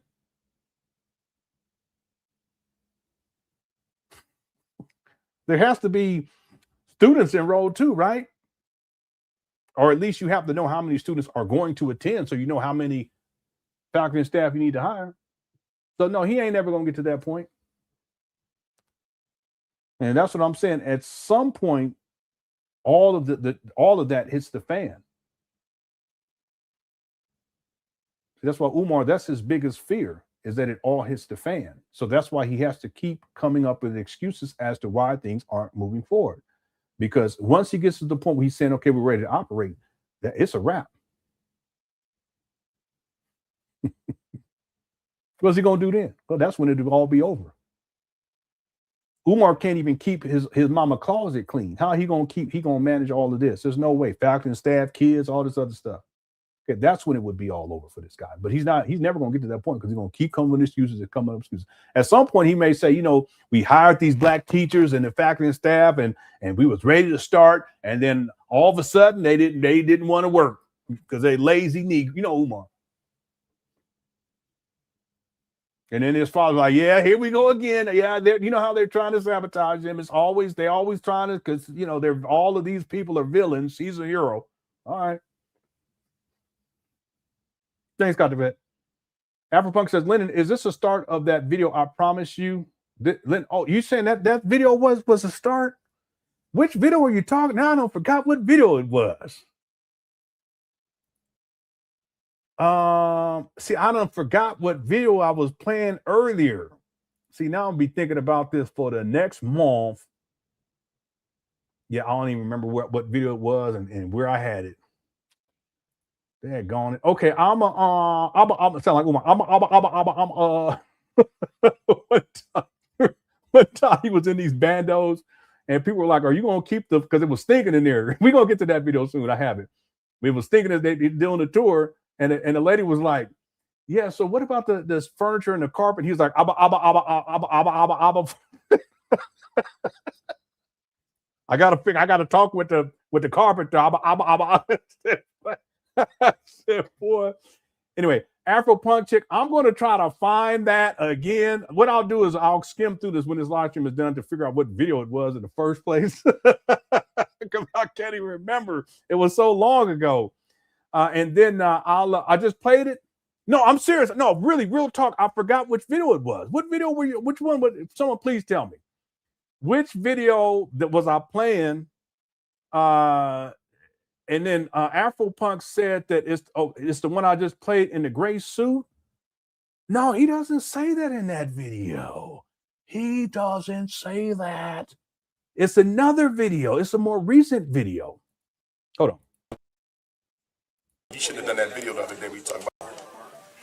The new excuse was here we go. This is where we ended off like right here. Away from me, something. Right. And now she's 6. They didn't ran out of excuses. Right. You know what I mean? We just don't want to let her be around with you. You know what I'm saying? So that's what I'm dealing with. And she's conscious. Oh, yeah. This is a conscious sister. Yeah, I don't remember him saying that in this video, Afropunk chick. It's this other one. Allegedly. You know what I mean? But it's just sad because when you deal with this custody, and this is what people need to know about custody, because I've been through with my oldest daughter. Just because they give you custody on paper, especially if you live in Philly. I don't know what's going on nowhere else. Right. But in Philly, you get custody on paper. That don't mean you actually gonna get no custody in practice. You feel me? Because they'll violate that order. I know, because my oldest daughter mom does it. Okay? And you never see your baby. And then you report them, and you go in front of the judge, and you know what the judge tell the mom? Don't do it again. Excuse me, this is the 3rd time we in here. Obviously, she gonna do it again because it ain't no consequence. Right. It ain't the same everywhere, but in Philly, women can get away with not letting you see your child. They don't care what's on paper, because they're not gonna take a child from them. Right. They is not taking no baby from no mom unless you got same thing in Harrisburg. Same thing. They ain't taking no baby. She better be on drugs. Oh, cut it out. You just a bunch of deadbeat ass niggas. That's that. Anyway, well, I'm becoming. and they won't, and they all right. Son, if that mom ain't doing it wrong to that kid, Right. only crime is she ain't letting you see him. Right. Taking a date. Now, if it's a boy, you got a little bit more leverage because the war against black boys. Okay. Sometimes they'll take that boy and give it to the daddy. DJ said Umar got that Abe Lincoln beard on. He sure do. He sure do. No, I didn't go all the way. Anyway. Girl, little Thank girl. you, Jay. Come on, man. Come on, man. They're not taking her from her to give it to me because she violating the order. Care about no order. So. Yeah, that's deep. I don't like that, bro. You know what I mean? That's exactly what you're trying to. It's like a Yeah, that's crazy. I'm like, Think about it. Look, this goofy.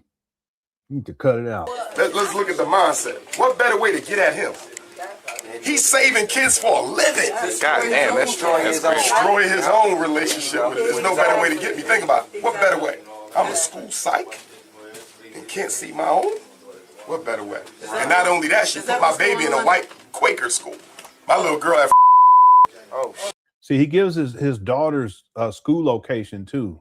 That's extremely dangerous. Okay, it goes to show you that he doesn't have any care. Why is Dr. Umar Johnson's daughter at Quaker, racist, white supremacist? I'll ask that question, bro. I'll ask that question. Don't worry, I'll ask it. And then when the child support man calls me up, Child support man. he says my daughter's name, right? First name, middle name, last name. I knew she wasn't going to give him my last name. Wow. I anticipated that. Wow. She ain't got my last name. She got a mother last name.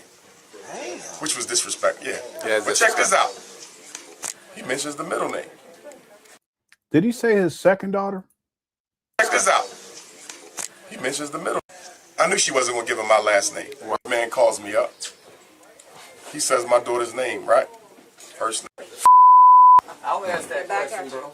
I'll ask that question. Don't worry, I'll ask it. And then when the child support man calls me up, he says my daughter's name, right? First name, middle name, last name. I knew she wasn't going to give him my last name. Wow. I anticipated that. She ain't got my last name. She got a mother last name. Which was disrespect, yeah. But check this out. He mentions the middle name. And I don't want to see my baby name on the film. Right. But I give you the middle name. Guess what the middle name is? I said, run that back. Because when my baby was born, we had an agreement. She get the first name. I get the middle name. I chose Adezanai as a Zulu name for princess. She told me she didn't like it, but she never told me that she wasn't going to use it. First time I found out my daughter's middle name is last week on the phone with the child support man. Oh my God. She changed the name and didn't even tell me. Yeah, 2018.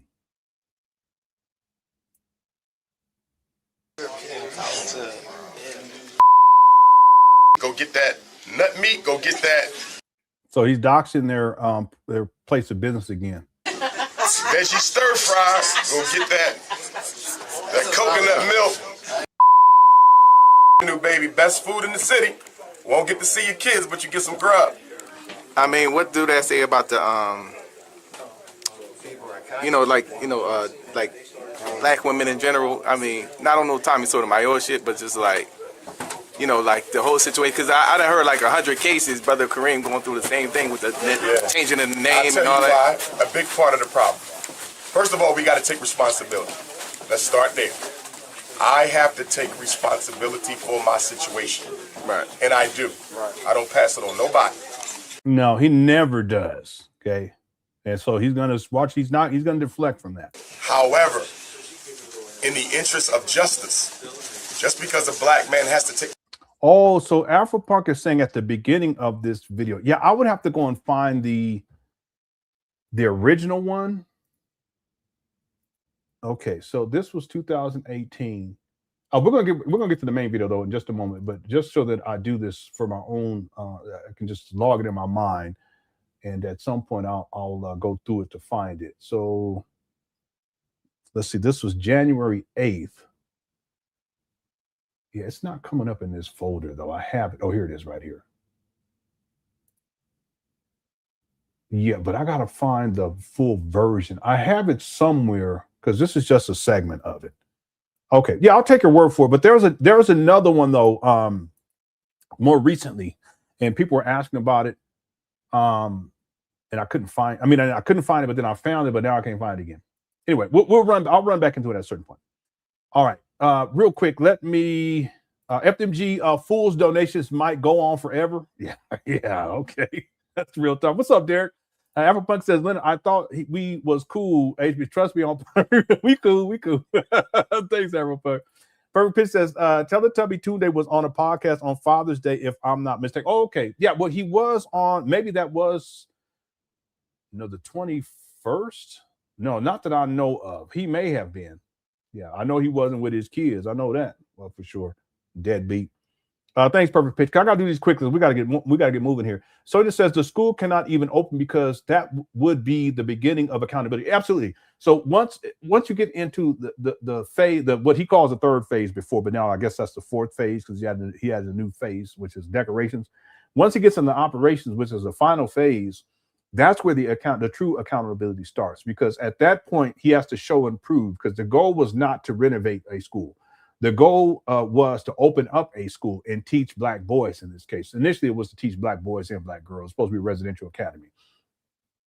Once he gets to the operation phase, he has to show and prove.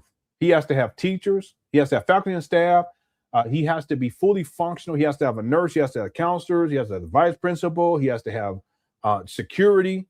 He has to have infrastructure in place. You have to have an IT infrastructure. He also has to have notebooks for the kids, desks for the teachers, all the supplies that are needed to operate a school.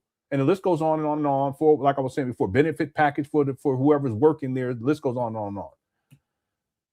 That's when he has to show and prove.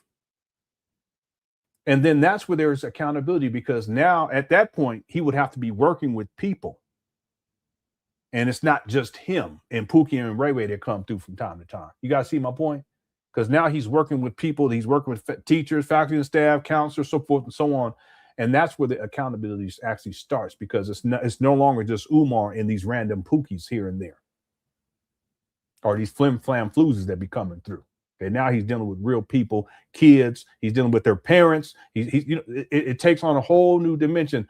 That's when the true accountability starts. That's why Umar will never get to that point. He doesn't want to get to that point. That's why he's going to keep stringing his followers along with this foolishness indefinitely. Okay. Thank you, Sonia. Carlos says, started calling my girl my hot sauce queen. Still have no idea what that means, but she seems to like it. Okay, all right. I think Pistachio Queen will also set them. Set the mood. I don't know about pistachio though. I guess the hot salt queen. I don't know what that means either. When he first said that, I was thoroughly confused. But if your woman likes it, go for it. I wouldn't do it, but if your queen likes it, go ahead and do what you gotta do, Carlos. Okay, thank you for the super chat. Everyone else, thanks for all the super chat. TJ also says Umar I got that one earlier. He sure did. Candy says, Lenon, keep playing it. This is the video. Yeah, but someone said it's from an earlier part of this video. We got to get going on this main video, because the other video I was playing, it's like 14 minutes and 33 seconds. So I'll find it, and I got to find the original version of this video, and I'll watch the whole thing, or I'll use AI to get through and see if I can locate. So this is the video from January 8th of 2018. I just got to find the full version. I have it. And then I need to look for the permits website as well. And then I need to find the more recent video of Umar afraid of being exposed. I have another photo I'm going to look in while we get going. Okay, thanks, Candy. We're going to find it someday. Abdullah also says, why Umar Johnson never have alpha men with him, only beta men? Well, again, we were talking about this earlier with the Umar. He's a megalomaniac. He likes to be in control, and he doesn't like to be challenged by Black women, and he does not associate himself with men who are of strong, I don't know what the word is, men who are of good character, but also who are strong in their opinions. So Umar, he surrounds himself with yes men. And this is historically speaking, you guys do the research, you'll see that. This is not a way of me disparaging the types of males that he has around him. I'm just saying that Umar, he targets those types of men. I think he also appeals to those type of men. Right. But real men, we see him for who he really is, and we'll call him out. But he's not going to have those types of men around him because it's the narcissism with this guy. He has to have people who stroke his ego, who tell him that he's the greatest, who they'll do what he tells them to do without question. Okay, that's the cult dynamic too. Umar, he thrives in those types of environments, so he always associates with those types of men. Yeah, that's what it is. And I don't mean no disrespect, but men who are weak-minded and who are easily influenced, those are the type of men that Umar surrounds himself with. Other than that, he has women around him, okay? And it's mainly women, right? Single mothers, a lot of single mothers too. Okay, thank you, Abdul. Okay, let's get into the main video, everyone. Thank you guys so much again for tuning on in. We're going to go for like another hour, so we'll do part 2 of this tomorrow. So I have timestamps on this. This way we won't have to watch the whole thing. And there's a lot in here. We're going to go with the first few timestamps. And the first one is dealing with Umar. He's talking about obstacles. We've been talking about this a lot. He creates obstacles himself, and then he blames on other people.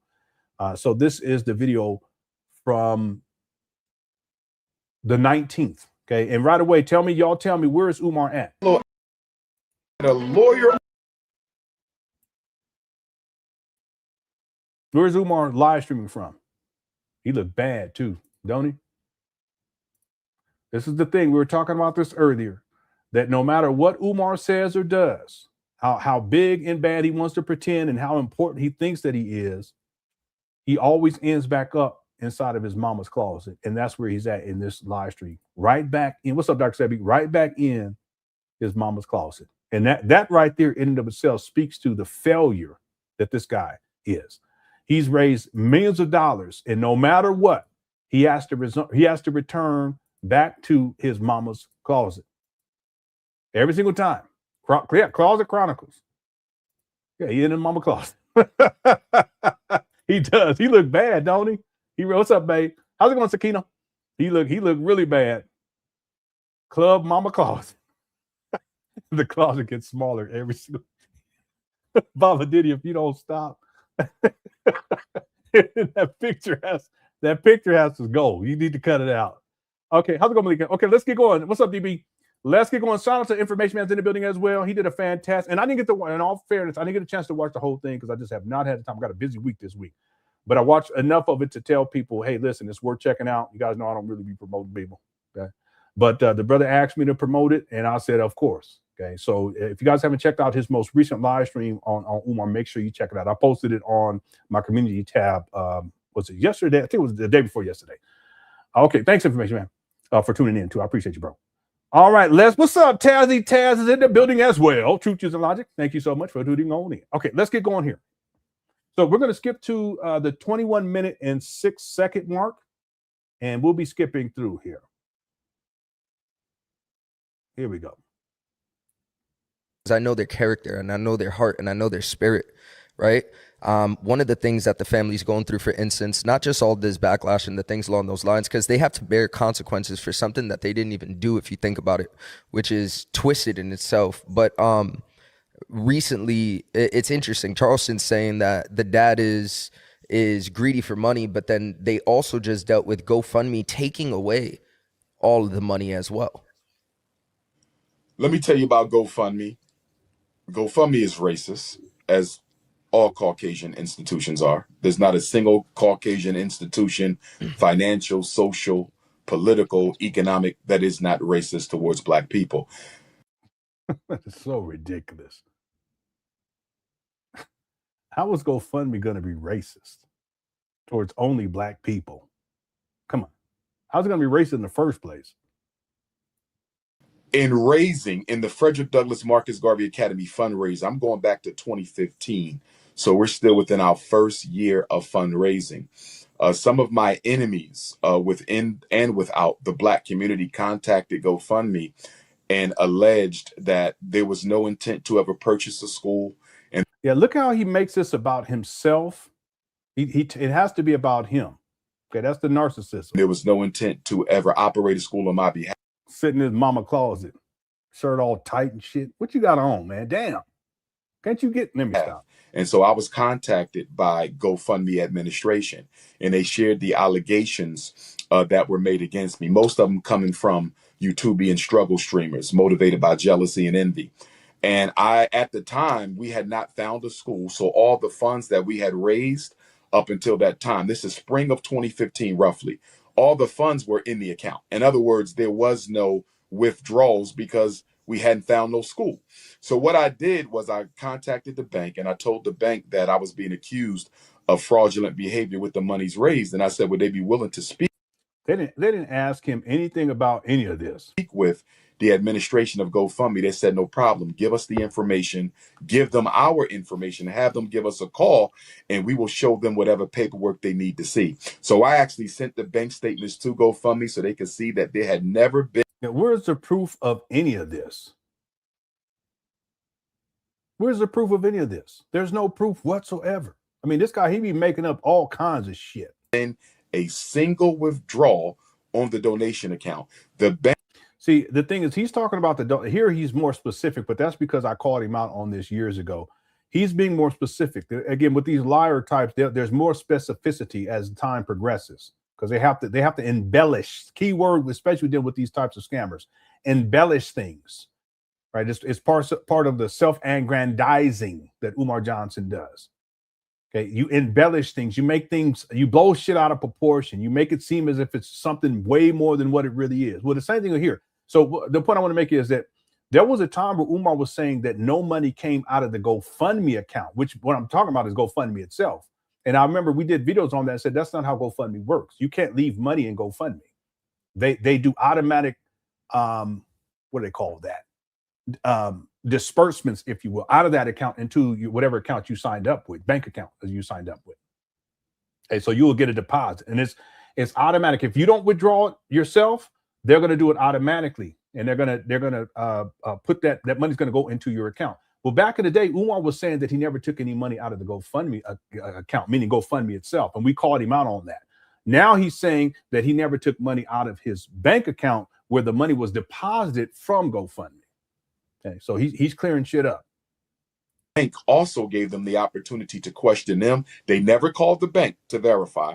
They never had any questions about the bank statements I sent them from 2014 to 2015. And one day, I don't know where I was. I think I was on South Street in South Philadelphia, and I started getting notifications from the bank that GoFundMe was refunding donations to donors of FDMG without any notice to me at all. They were going to take out all of the donations with No. They weren't going to take out all of them. The people who requested refunds, including the conscious stripper, she got a refund check because she had donated to that GoFundMe. But they wouldn't take all of the money out. That's not how that works, Umar. They were giving money back to people who specifically asked for refunds. You see the embellishment?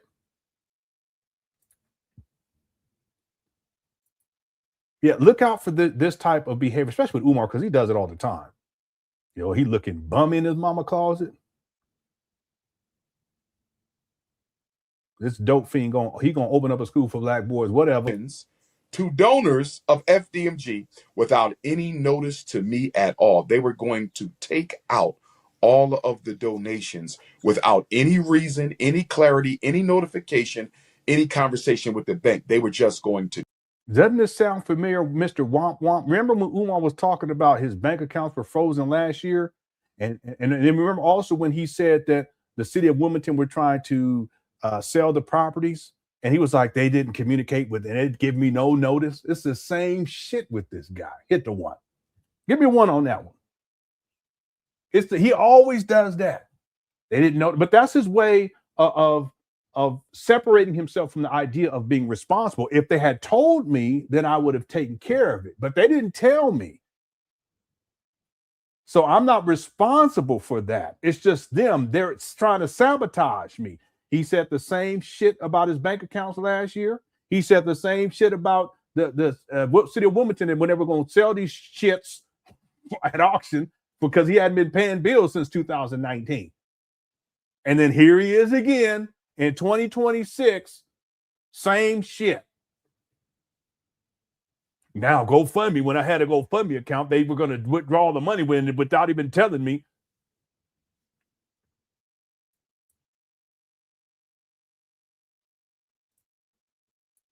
Take out all of the donations without any reason, any clarity, any notification, any conversation with the bank. If they're giving refunds, it's not all of the money. Furthermore, if they're giving refunds, they have an excuse. Don't even make no sense, Umar. They were just going to do it. And so I was able to get my bank to stop that in stream. And had my bank not been able to stop that process from taking place, it was only 1 year, but still, we had raised a lot of money in that initial year. We could have lost it all due to GoFundMe. So, and it wasn't a year. Okay, Umar raised money on GoFundMe for 2 years and 10 months. He had raised $403,555 from March 3rd of 2015 to December 27th of 2018. And I remember that they got shut down and then it reappeared for a couple of days and then it got shut down for good.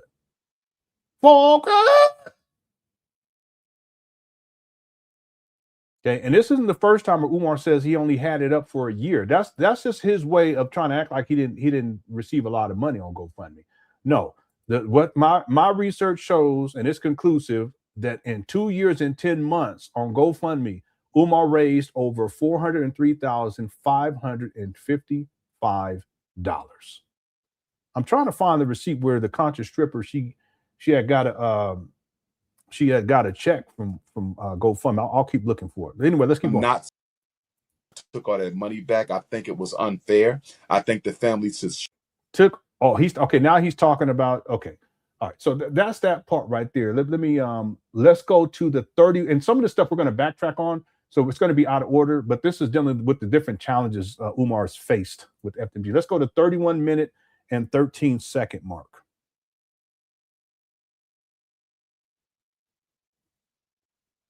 Here we go. I would like to congratulate you on, it looks like we're getting really close to the opening of your school. Oh, stop this shit. Come on now, bro. You got to stop.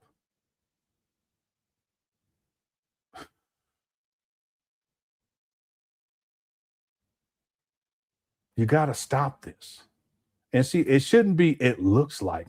Either it is or it's not. The souffle will either rise or it will not. Shout out to Swagolito. That's Captain Cisco's line. His daddy told him that. His daddy was a chef in Louisiana. He said, my father told me that the souffle will either rise or it will not. Again, like I've been telling people, you can't keep doing this shit. And here's the reason why. It's simple. Because on January 6, 2010, Umar Abdullah Johnson, he posted promises in 2010 to begin laying the groundwork for the Frederick Douglass and Marcus Garvey Pan African School for Black Boys, specializing in learning disabilities and disruptive behavior disorders. This will be a private school, and yes, you will pay in order for your son to attend. The grand opening was set at September 11, 2013. Okay, this brother right here is saying that it looks like FDMG is about to open, but he's saying this June 19th of 2026. So this has to stop. It has to stop at some point. If you're saying that in 2026, but in 2010, Umar stated that the school was opening September 11, 2013, something's not right. Okay, we have to deal with the reality of the situation. And these podcasts, I mean, you can placate to Umar as much as you want to. It's not a good look because we got to deal with the facts and the receipts. He stated that the school was supposed to open September 11, 2013. And then in 2026, you saying it looks like the school's about to open. And notice the brother's not saying the school is about to open, which is still nebulous. He's saying it looks like. That's because he's not sure about it. Well, if you're not sure about it, don't say it because it either is or it's not. It's going to rise or it's not. The souffle. I don't even know what souffle is, actually. Anyway. And it's something, again, I sent you a text about this, but a lot of people were kind of saying this is never going to happen. He's still in the money. You know, they were making all. Yeah, he is still in the money. I've already proven that. And it's not going to happen. Umar doesn't want it to happen. He doesn't want the school to open because that's where we get to the accountability. And he is still in the money. I'm going to tell you why Umar's still in the money. I'm working on this all being a documentary. In 2016, Umar stated that he was at $1 million. I can pull up the receipt, okay, but I'm not going to do that for to save some time. Hit the one for those of y'all who have seen that video. There's 2 videos. He said he was going to be at $1 million in the summer of 2016, and then he said by the beginning of the year, next year, which would have been 2017, another video that would have been January 1st of 2017, that he's already at $1 million. Hit the one. One of the videos he's speaking in front of the audience, and it looks like it's at a church or something like that. In the other video, he's at a men's conference where he's talking and he eats. Okay, so Umar states that he's at $1 million in 2016, or in another video he says by the beginning of 2017 would be January 1st, 2017. If he's at $1 million in 2016, why is it that Umar Johnson states that all he had left over was $400,000? To purchase the trap bandos February of 2019, because there's another video where he admits that. I played that recently. See, that means that in 2019, there's $600,000 fucking dollars missing, not counting the money that Umar Johnson raised in 2017, 2018, or the money that Umar Johnson raised in 2010, 2011, 2012, 2013, 2010, 2011, 2012, 2013. We're not counting any of that money. And yet somehow $600,000 disappears just like that. He's still in the money. It's that simple. So it's interesting because the brother said it looks like the school's going to open. No, it either is going to open or it's not. And I don't think he believes that it's going to open. He's just placating to Umar. And then he says people are saying that you're still in the money. No, it's not a statement, just a simple statement. It's not conjecture. It's not speculation. It's a statement of fact that by 2019, at bare minimum, $600,000 fucking dollars is gone, missing. Umar had been living off of that money.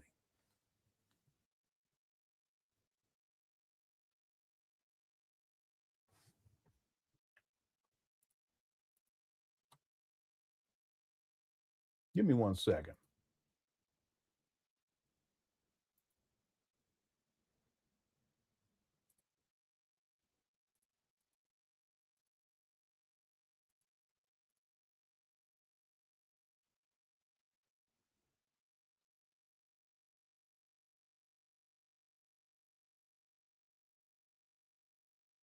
February 6, 2010, Umar Johnson posted the following: promises to begin laying the groundwork for the Frederick Douglass and Marcus Garvey Pan African School for Black Boys, specializing in learning disabilities and disruptive behavior disorders. This will be a private school, and yes, you will pay in order for your son to attend. Grand opening September 11th, 2013. This is chess, not checkers. The September 11, 2013 grand opening did not take place. On December 24th, 2012, Umar Johnson posted the following: Dr. Umar, potential site of FDMG Academy in San Bernardino, California. 6 acres have been gifted this past week to Team Pan African for those purposes.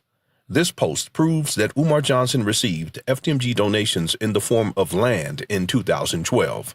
Here is more proof. I was in Los Angeles speaking this past week, and there's an elder there who granted my organization 6 of his acres of land upon which we can build a school. And so we're looking at one location being in San Bernardino, California, right outside of LA. I got another phone call this morning. There's a brother in Pennsylvania. He's an elder farmer, and he wants to grant Team Pan African several acres for us to build a school there. It has been established that Umar Johnson received FDMG donations in the form of land in 2012. However, in a video from February 2nd, 2023, Umar Johnson stated that he took his first FDMG donation on April 14th, 2014. We took our first donation for FDMG, good brother, April the 14th, 2014. Umar Johnson is lying.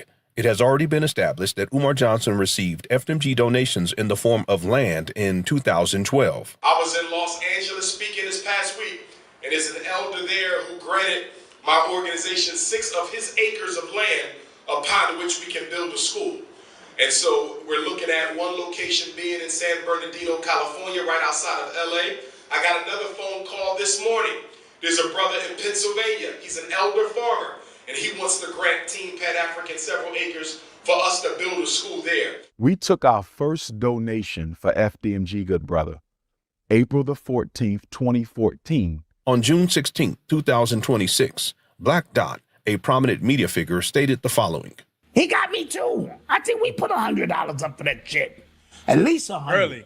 Early. We did that early on. 2010, I gave him $100.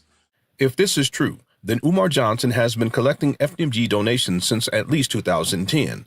The question becomes, why does Umar Johnson state that he collected his first FDMG donation on April 14th, 2014?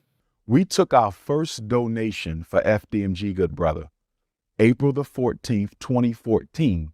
The truth is that Umar Johnson collected FDMG donations prior to April 14th, 2014. Umar Johnson is a liar.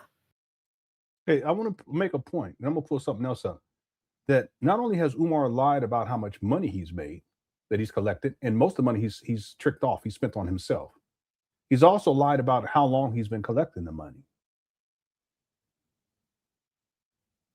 Let me show y'all something. We're going to go to 2016. And hold on one second.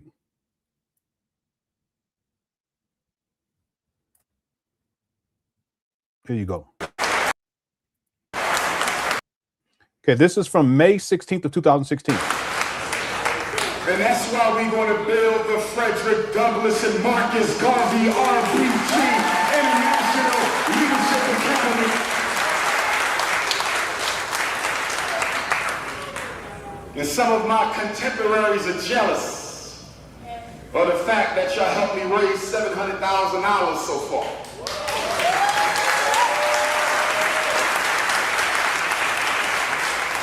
And some of them are jealous of my 6 degrees and jealous that I'm the most requested black scholar on the planet and that I'm cuter than them. And I'm swaggerlicious with my degrees. But we gonna build that school, y'all. I promise you that. I don't know where it's gonna be, but I do know it's coming. We still want St. Paul's College, the HBCU down in Virginia that closed down 3 years ago. They still trying to sell it for $2 million. I don't know why. The school been sitting there empty for 3 years, which means the quality of the upkeep is dropping, which means the value of the campus is low. So let me tell you what I plan on doing. When we cross the $1 million mark, probably around the end of the summer, I'm going to go back to St. Paul's and give them all. All right. So he's saying by the end of the summer. Okay. So that would be 2016. So by the end of the summer, 2016, he would be at $1 million. If you guys can type this in inside the chat room, just to reiterate, I want everyone to be clear about this. I'm about to prove it without a shadow of a doubt. Now, this video is from 2016. He's saying by the end of the summer in 2016, he's going to be at $1 million. He was also at a men's conference, and I'm going to have to find this and skip through because I couldn't find the timestamp. I mean, I should be able to.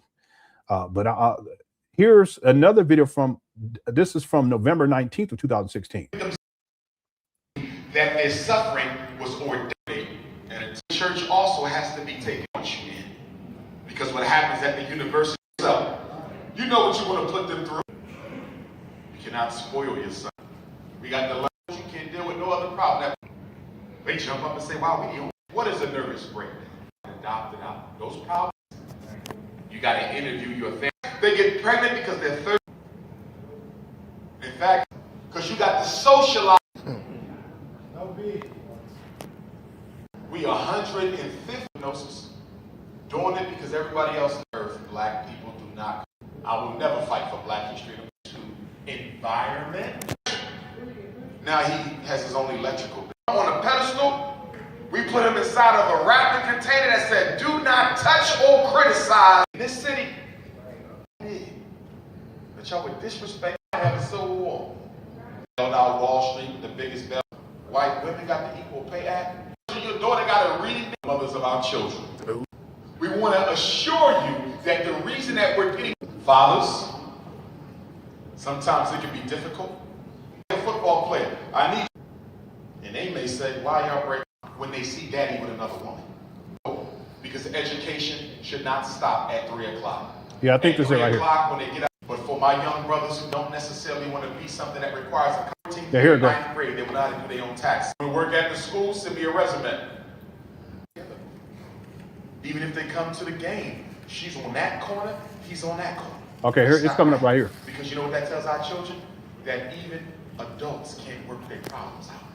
Even adults can't put their differences to the side for the best interest of children. If we can lay down the maker, we better be able to stand up the racism. It's very important. Divorce can be traumatizing to the mind of a child. It can be very traumatizing to the mind of a child. Very, very, very. Brothers and sisters, you all know that I've been working to build the Frederick Douglass and Marcus Garvey Academy for our boys. And for my young men in college, if you want to work at the school, send me a resume. Folks who are not in college, you want to work at the school, you can send me a resume. The Frederick Douglass and Marcus Garvey Academy will be the world's first academy dedicated to teaching our sons the principles of revolutionary Pan-African nationalism and international economics. That means that by the time your child has done their 14th year, 9th grade, they will know how to do their own taxes. By the time they've done their 15th year, 10th grade, they will already have a business plan. By the time they've done their 16th year, 11th grade, they will be trading stock on Wall Street. By the time they graduate, they will have mastered real estate in their native hometown. The school is based on the premise that if you understand how money works, if you understand the laws of money, you can become financially empowered without a college degree. I'm not against college. My boys will be more than prepared for college for those who want to major in careers that require it. But for my young brothers who don't necessarily want to be something that requires a college education, we will give them another avenue through financial empowerment. I want the Frederick Douglass Marcus Garvey Academy to be a residential school. They will live there, they will sleep there. This is important because education should not stop at 3 o'clock. At 3 o'clock, when they get out of school, using this, they're going to learn how to use these. 3 o'clock until dinner time on Monday, they learn how to fix cars. 3 o'clock until dinner time on Tuesday, they learn how to farm in agriculture. 3 o'clock until dinner on Wednesday, they're learning African martial arts. You understand?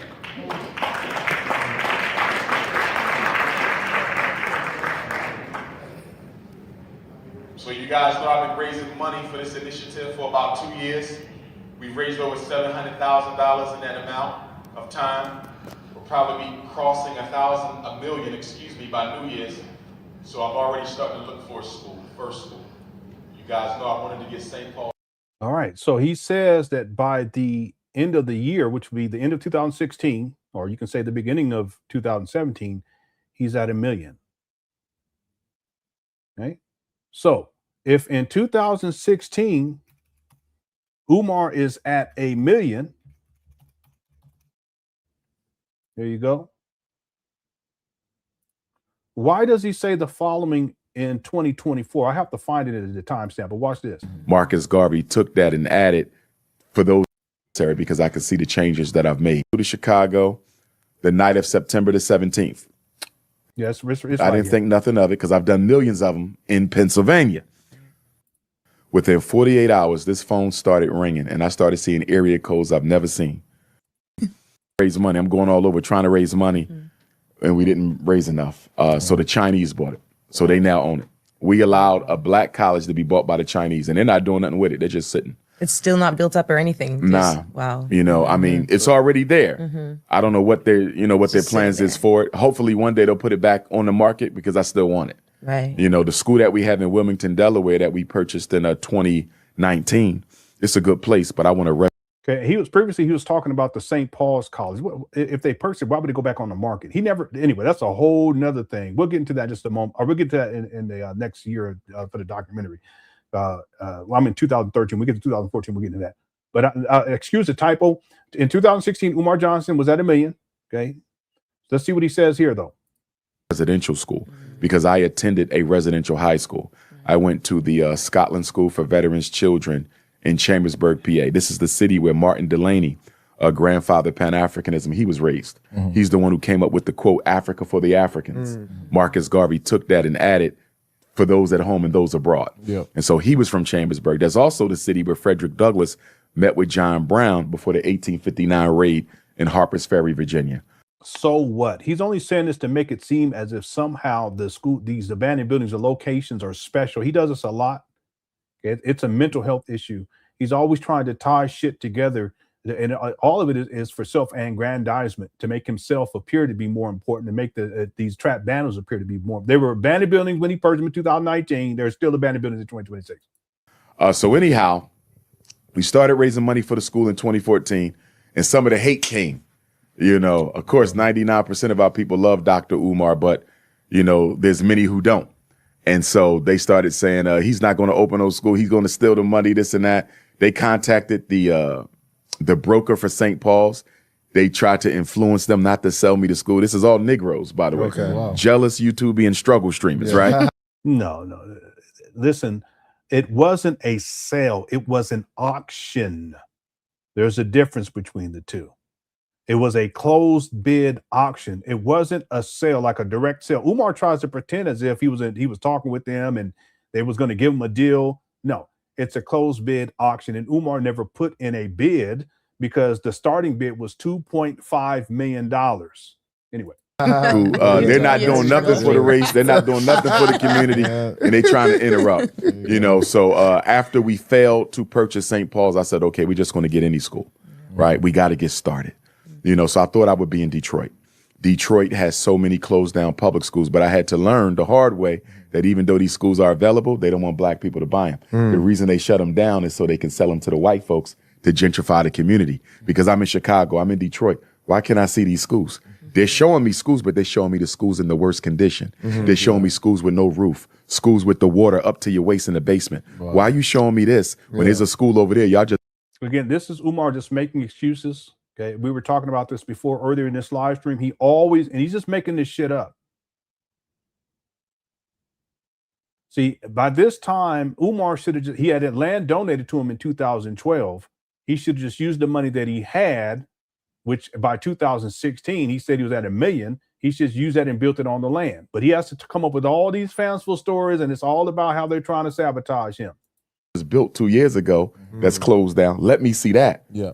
They saving it for the white folks, you know. So ultimately, 2017 rolls around and it's time for the Great North American Eclipse. I'm sure y'all remember that big eclipse that happened August 21st, which again, this is Umar trying to make it seem like it's special. It's a mental health issue, but it's also part of the manipulation because there are people who, oh yeah, it was a full moon on such and such and blah, blah, blah. So now they ain't got shit to do with nothing. is the day I was born and it's the day that the Nat Turner or nothing to do with shit. The war started.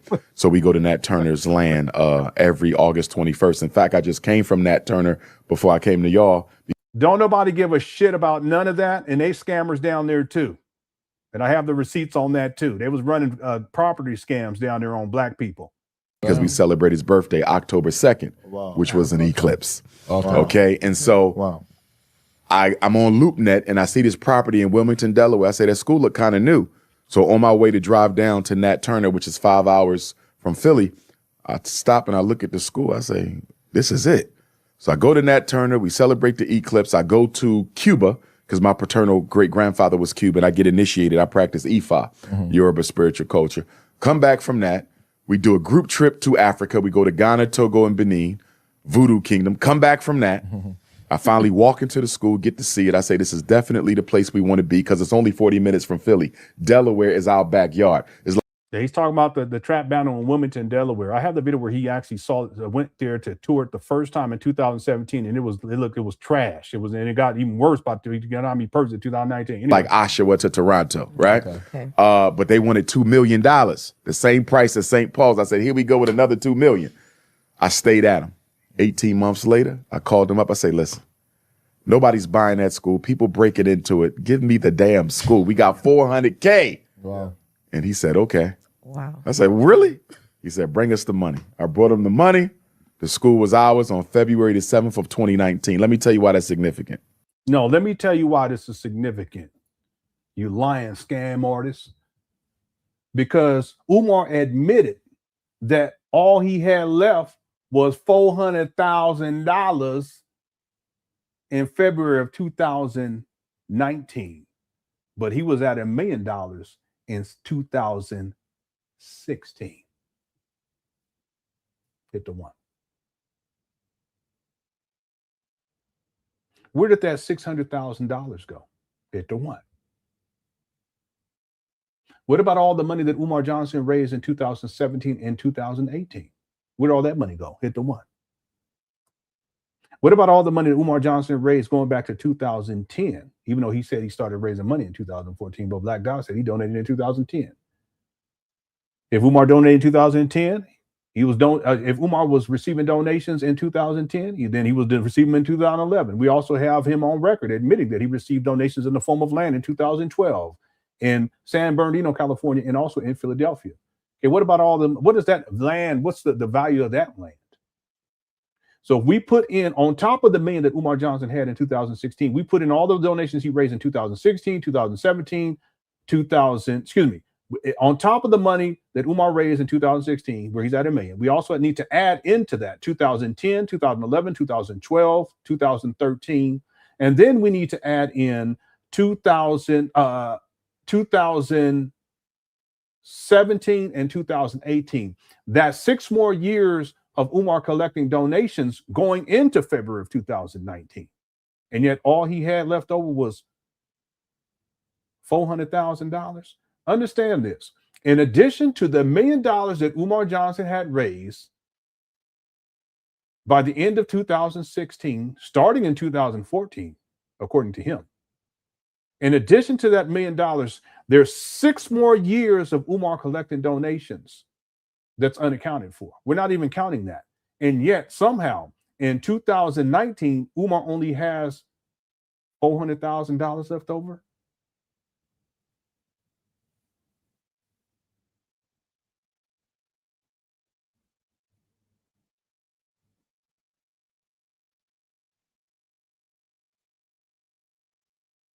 What we can say is that there is at least $600,000 missing, in addition to 6 more years of money that's missing, that's unaccounted for.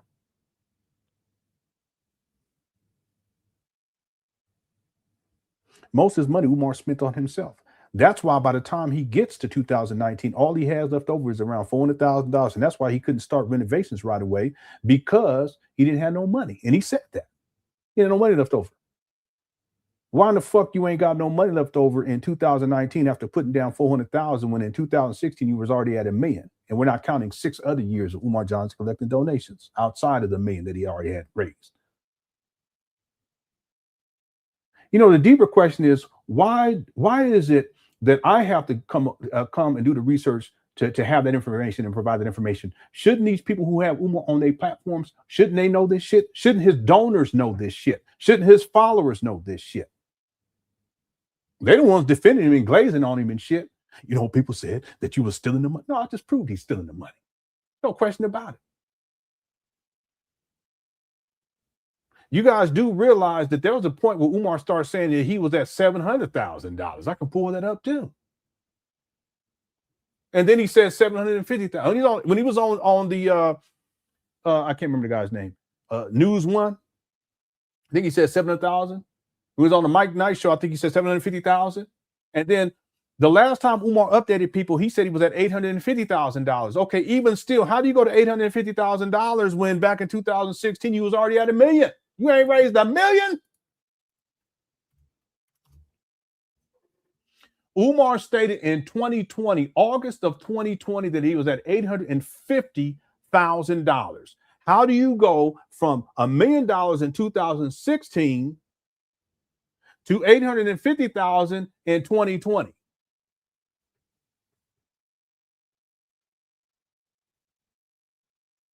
And that's the last time Umar updated people on how much money he raised. But the figure fluctuates. And if you do the research, you put together the timeline, you realize that by February of 2019, there were, as a bare minimum, $600,000 missing.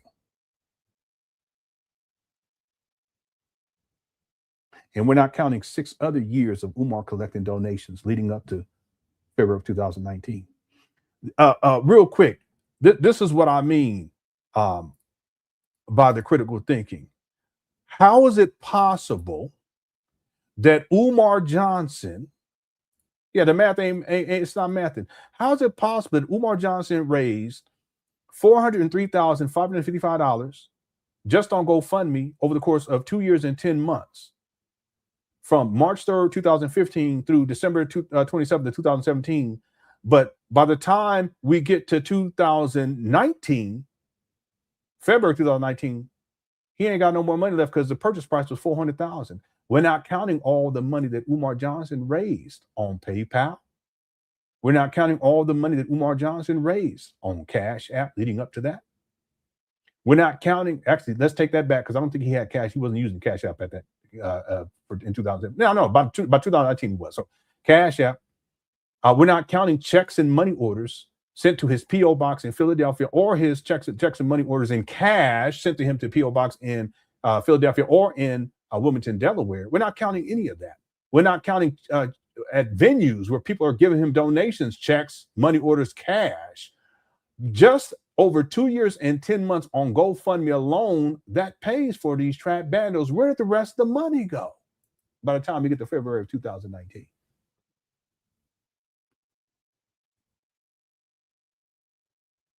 He stole the money.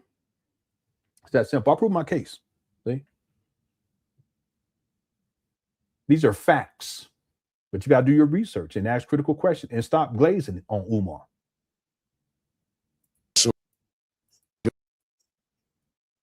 On the internet. Now, when I spoke to you, I heard conviction of your school and all sorts of jokes about it. A lot of people were kind of saying this is never going to happen. He's stealing the money. You know, they were making all sorts of jokes about it on the internet. Again, it's not joking. Okay. I clown Umar. You watch my videos. Okay. You watch my videos. It is what it is. But the truth is that you wouldn't be able to debate me on the fact that Umar Johnson stole money because, again, by February of 2019, there's at least $600,000 missing. Not counting 6 other years of Umar Johnson collecting donations. You couldn't debate me on that. It's just facts. I use Umar Johnson's own words, what he states. See, Umar has no intention of opening up a school. That's why I say that he's not going to open up a school. It's not about opening up a school. It's about collecting money indefinitely. And in terms of the joking, it is funny. It's funny because Umar's a goofy, but it's also funny that people buy into this bullshit. I'm starting to think that people are stupid. Real talk. I don't like to talk like that. But over the last couple of days, real talk, people, I was like, are these Umar Johnson supporters stupid? Are these people who have him on their platforms, are they stupid? Because it at least appears as if they believe this shit.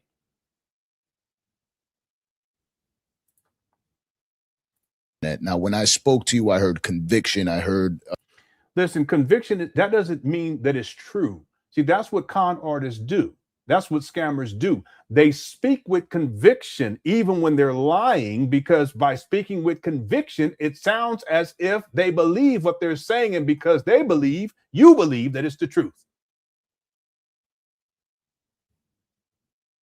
Umar say all kind of shit with conviction. It doesn't mean that he's telling the truth. So stop falling for it. Let's keep going. Real stories of things that were in your way that you would only... Here we go. I was talking about this earlier. Most of the shit that Umar says was in his way, it wasn't in his way. The person who's in Umar's way is Umar. You come up with any excuse that Umar Johnson has come up with. You bring up any excuse that Umar Johnson has come with over these many years. And I can prove to you how it wasn't what he was saying that it was. I'm talking specifically about FDMG opening and him moving along this project.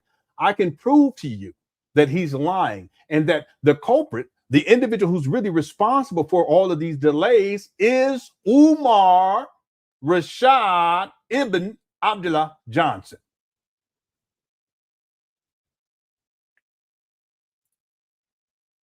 know if you're involved in business or you've been in some way, shape, or form, you've been a part of something like that where it's tough to get something going because of the people that could be in your way. Yes, sir. No, you're just making excuses for them. See, no man should go through, and happy Father's Day, no man should go throughout life talking about, I'm going to do this, but look at all these people who are in my way. They're trying to stop me. That's what Umar Johnson does, but that's just a figment of his imagination. This guy's just repeating shit that Umar Johnson has said. And I'm sure you're going to watch this video too. You wouldn't be able to debate me on any of this shit, though. I'll tell you that right now, because you haven't done your research. You haven't. And if you did, you wouldn't have this scammer on your platform in the first place, let alone making excuses for his ass. Let's keep going. Now, with this information that you're giving to us on this interview right now, and also to the viewers who are watching you, with the school being this close to open, is this somebody? It's not close to open, sir. Listen, Umar stated, I played it earlier on the Breakfast Club. He stated this was on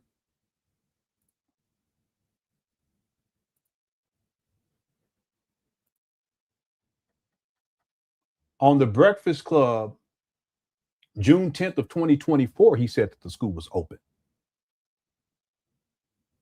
Umar stated back in 2010 that the school was going to open September 11, 2013. So what are you talking about? Now it's about to open? Why? Because renovations are complete. He said that back in 2023. If they were done in 2023, wouldn't it be open by now? He said it was open in 2024. If it was open in 2024, wouldn't it be open by now? So why are you saying it's about to be? It's close. All right. Be providing in there, or what exactly do you feel is going to be what people walk out of that school learning? Great question. Okay, it's just, you should just ask, instead of saying all that other shit, you should say, what's the curriculum? Umar doesn't have a curriculum. He starts talking about these different sciences, and most of them aren't considered to be science, but he says that for the purpose of embellishing shit. No cursing too much during his live, let me know. He still doesn't have a curriculum. See, if Umar had a curriculum, he would have already posted that on an official FDMG website, which he doesn't have. The closest thing that he had to an FDMG website was called drumarschool.com. It didn't have shit on there.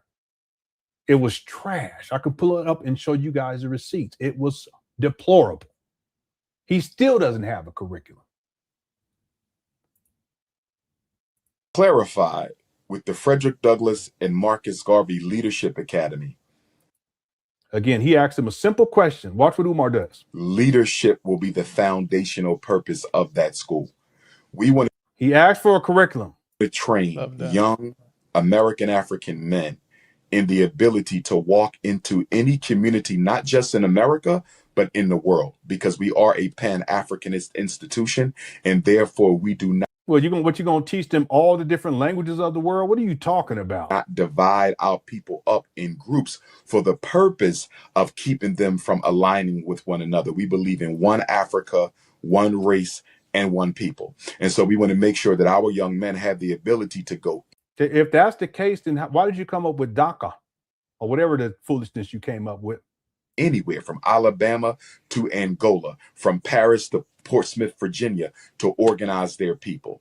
And so our foundational sciences that we plan to teach, in addition to what's required, obviously your math, your language, your science, and your social studies are your four core academic subjects. But on top of that, we're going to have agricultural and agronomical science. We're going to have dietary and nutritional science. We're going to have financial and economic science, political and military science, science of the Black family, and spiritual and astrological science. Okay, he's making this shit up. There is no such thing as a science of the Black family, et cetera, et cetera. I just told you all this is what he's going to do. And here you go.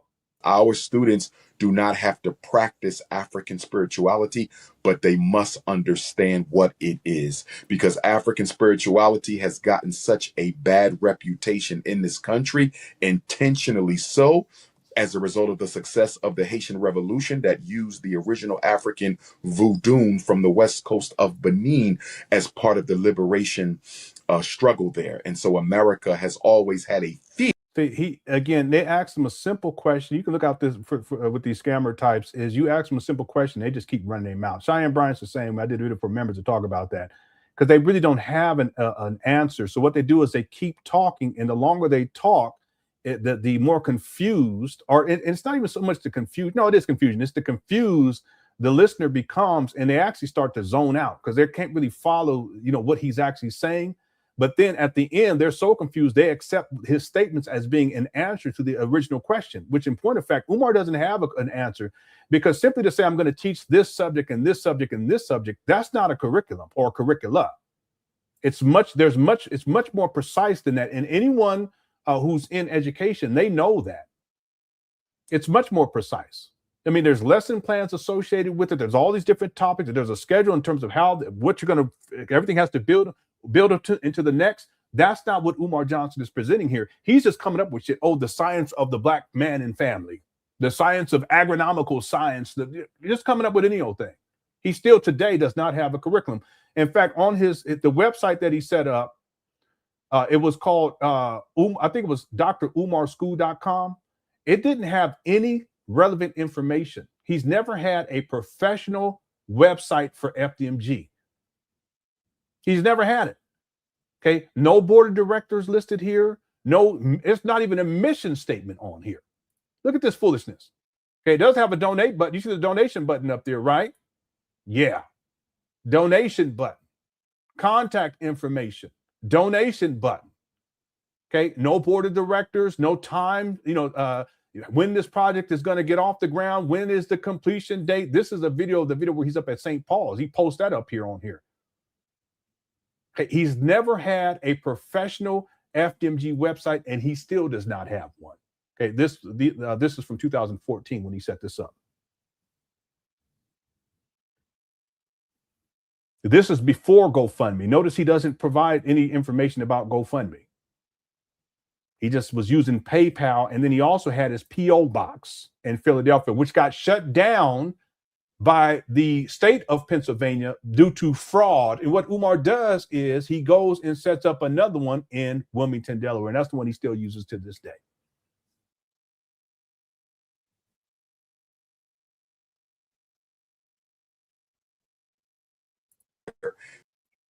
Spiritual systems of African people could provide us with a certain type of a support that could carry us through in any revolution. And even many of our revolutionary generals in America during slave time, Nat Turner and Denmark Vesey and Gabriel Prosser, they almost all.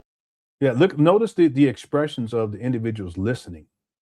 See, Umar just keeps running his mouth. This is what you call manipulation on his part. It's a form of mind control. When you keep running your mouth, they're not going to follow you. He has yet to answer the question in full. He runs off the mouth about subjects, and he calls them sciences. Most of those subjects are not considered to be science, but he does it anyway. And then now he's talking about Denmark Vesey and all this other shit. But look at their expressions. Always had traditional African spiritualist amongst the Revolutionary Army to guide activity on the cut it out, Umar. He make it up anything. Spiritual plane. But getting back to your question. See, he runs his mouth and runs his mouth. What Dr. Umar believes politically is not necessarily the curriculum of the Frederick Douglass and Marcus Garvey Academy. No one asks you about what you believe in politically. Anyway. For example, Black Queens Forever, Snow Bunnies Never. That's become a global quote of mine. Wherever I go in the world, people shout it, right? No, what that is it's a form of minstrelsy. See, Umar, let me break this down to you. You guys remember Good Times? And JJ used to say dynamite. Okay, it's minstrelsy. And there were a lot of people who were offended by, there are a lot of people, even people on the show, they did because the writers that they wanted that in there, not because it was for Black people. They wanted that minstrelsy. Let me be real about it, for the white people. Now, Black people may have thought it was funny, but that's more for white people. Well, Umar, same thing for you. That's what you've turned yourself into. That's what white people are going to remember you for, and that's what Black people are going to remember you for. Black queen forever, snow bunny never. Meanwhile, you ain't married not one black woman. You got at least 3 baby mamas, and you don't take care of none of your kids. So keep on with the dynamite foolishness, because that's what you're going to be remembered for. You're goofy. It's minstrelsy. But because it brings Umar attention, he'll set that aside because it feeds his ego. That's the narcissism. That is not something we will teach at the school. Why? Because not all parents of the students who attend FDMG necessarily have a problem with interracial marriage or interracial dating. So a lot of my political positions that are considered controversial by many, extreme by some, I just consider it the truth myself, but those will not be parts of the FDMG curriculum. You have to keep in mind, in the state of Delaware, and this is true. See, he has not outlined a clear, concise curriculum because he doesn't have one. He still doesn't have one in 2026. That's telling in and of itself. If he conceptualized this in 2004 and in 2010 he stated that the school is going to open September 11, 2013, why doesn't Umar have a curriculum in 2026? It's really why didn't he have curricula in 2026? And y'all think he's about to open up a school? Like I said, I'm starting to think that these people who follow Umar are stupid, and I'm really starting to think that these podcasters who have no disrespect, who have Umar on, that they stupid too. I'm not saying that they are. I'm saying that I'm starting to think that that is the case. Let's keep going. Probably for almost every state in the country. You cannot discriminate on the basis of race, even if you are an independent school. Yeah, and that's what I've been telling your ass. Now you're finally admitting it. That's why when Umar states that it's going to be a school for all black boys, that's a scam too. You can't do that in the United States of America. You can't discriminate based upon race. I don't know how many times I've said that, hit the one. But now all of a sudden Umar realizes it. See, not only do these brothers watch interview Umar, at least the one, he watches these live streams, or at least he watched enough to know what the dilly is. But Umar watches this shit too. See, it's a scam. Because you can't have a school for black boys only. Umar stated back in 2010, promises in 2010 to be laying the ground for the Frederick Douglass Marcus Garvey Pan African School for black boys, not any other boys, but for black boys. And over the years, he stated it's going to be all black boys. That's it. And that was one of the selling points for the scam, because black people are like, oh, yes, it's going to only be for us. And it's going to be for our sons and daughters at a certain point. But then he took the daughter, it's going to be for our sons. And he's going to teach them this and teach them that. And they're going to be ready and blah, blah, blah, blah. Meanwhile, the reality of the situation is that you can't have a school for all black boys because you can't discriminate based upon race. But here we are now finally in 2026, and Umar's admitting what I told him back in 2019 and been telling him since then.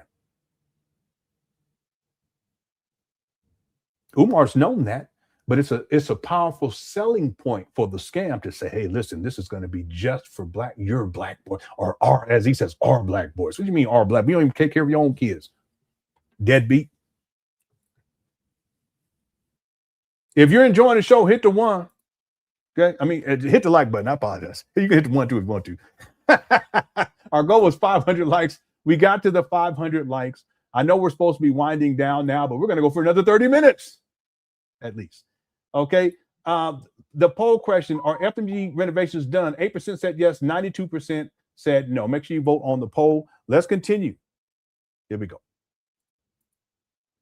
Right? So we would even have to consider students who are not African for enrollment inside of our school. Otherwise, here he go. Finally, Umar. I've been telling you since 2009, you goofy. And now, but see, I think part of the reason why he's saying this, anybody want to take a guess why it is that Umar may be saying this?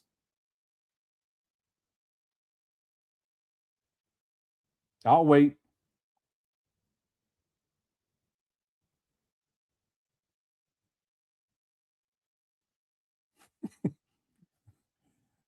My daughter trying to make me get her this mirror. She was telling me about it earlier today, and then she sent me a picture of it.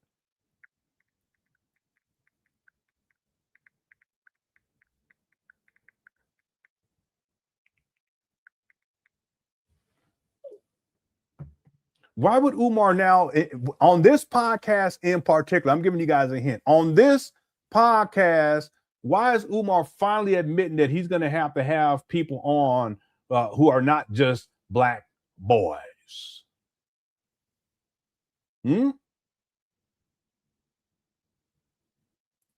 Thank you, May. Latinos are in the house.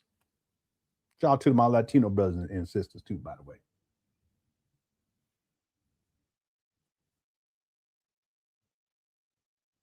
Umar, over the years, he's talked so much shit about Latinos. Hit the one.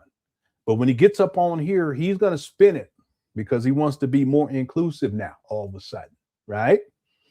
Because and he has a history of this. One time, Umar, he was speaking in front, and he did the same thing when he was in San Diego. I'm from San Diego, and there is a large population of Latinos in San Diego, a lot of Mexicans, because basically San Diego is northern Mexico. Okay, real talk. I'm from there. So when Umar was down in San Diego at the World Beach Center in 2013, shout out to Makeda Dread, he was shaping his talking points around the idea or the notion that it's not just about black people, it's also about Latinos. Why? Well, because there was Latinos in the audience, because it's San Diego. So Umar, that's how crafty and sinister he is with this manipulation. He'll talk all kind of crazy shit about Latinos, and he has talk crazy and reckless, including Kobe Bryant's wife. But when he's on a platform, or if he has Latinos in the audience, all of a sudden,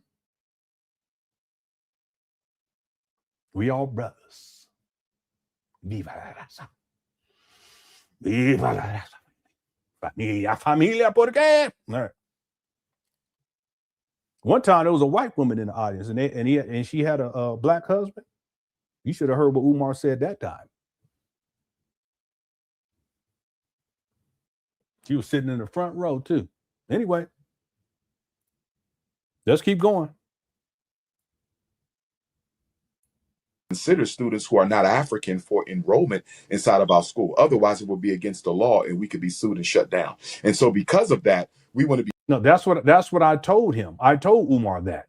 Be careful with what we teach anyway, because let's just be honest, there's going to be black parents who are probably more offended by me teaching some of the things that I believe in than say white parent or Latino parent or Arab or East Indian parent. So the curriculum is not a blueprint of Dr. Umar's core political beliefs. I believe that would be somewhat selfish, even though I do stand on everything that I profess. It is about teaching our boys to be leaders in their community. Responsible men is the goal. You also see, he's not even a responsible man in the first place. Okay? He don't take care of his kids. Okay, he's not committed to any black woman. He just running through them randoms, the flim flams. He don't pay bills. He don't got a job. He don't even have a legitimate business. He lived with his mama at the age of 51, live streaming. Matter of fact, he live streaming in his mama closet on this podcast. He doesn't even have his own vehicle. The list goes. He don't pay child support on time. But the list goes on and on. There we go. Stated that in our previous conversation that the two of us had, you spoke on the last movement, the last powerful movement being Dr. King's. Yes, sir. School and with everything that you're creating, do you feel there's potential for you to be able to do that, or does it have to be something bigger? Another good question. And yes, Dr. King was the last national leader with a serious, comprehensive program for change for African people. So with 57. Anyway, this would be interesting to listen to Umar's response, but I want to keep the momentum. We're going to finish this video up tomorrow, but I want to at least get through a little bit more of these timestamps. Let's go to the 1 hour, 44 minute, and we'll backtrack too, because as I'm just trying to stay on this topic of when he's specifically talking about the challenges. 1 hour, 44 minute and 17 seconds.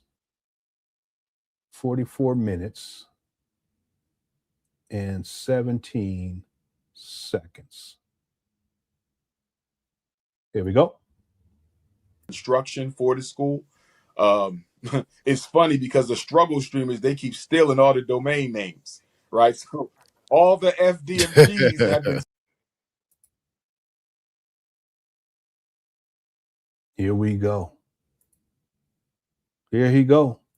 Let me go back to see what the actual question. Right. So all the FDMGs have been. Once we get that certificate of occupancy, do it a Oh year, my goodness. and we're still fighting to get an inspection. You know what I mean? I'm sorry. I'm going to have to come back to that. I have that in my notes though here too, but 144.17. Okay, we'll start at the 143. Once we get that certificate of occupancy, we could probably give you a date. You gotta. Oh my God. Let us know the grand opening. We're coming. And absolutely, we're gonna absolutely. have. Umar has given at least 20, excuse me, is it 23 grand opening dates? Or yeah, I think it's 23 grand opening, or is it 30? I can't remember. Let me see here right quick.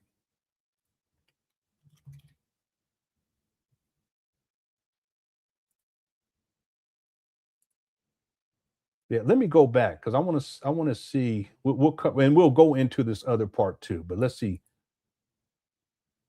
Yeah, it's over 30. It's like 31 or on the something internet, like 33. or what people are constantly 33. trying to preach about you, or people labeling you things.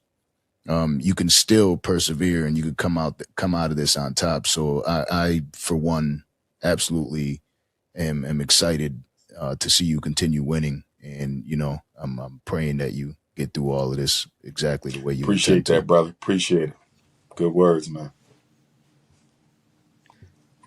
Dr. Umar, I know there's no official date right now for the opening of the school, but is there somewhere that people could go check out information, where they can go do their research on it? Maybe. Okay, real quick. Umar has given at least 30 grand opening dates. In fact, it was supposed to open in 2026. He's changed that to 2027. And I have a whole video that outlines, it's a sequence of videos that outlines Umar giving grand opening dates. The video is 43 minutes long. I'm not going to play the whole thing, but let me just skip through. Animal study. On January 6, 2010, Umar Abdullah Johnson posted the following message on his Facebook page: promises in 2010 to begin laying the groundwork for the Frederick Douglass and. Okay, so that's the first grand opening dates. Opening date. But what I do in this particular video is I provide receipts of Umar giving different grand opening dates, and then I archive them. So what you see when the screen goes black, you'll see that more dates are being added. Okay, let me skip through. See, all of this is Umar giving grand opening dates. All right, continue. There's more, and continue.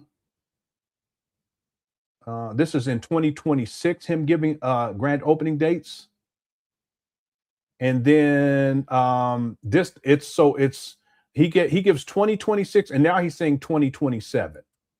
For the record, Umar Johnson changed the FDMG grand opening date to August of 2025. In this next clip, Umar Johnson is asked about when the school will open. The phone camera is blocked, but the audio is clear. She did one of these. Let's go up there, rap with that. I start that.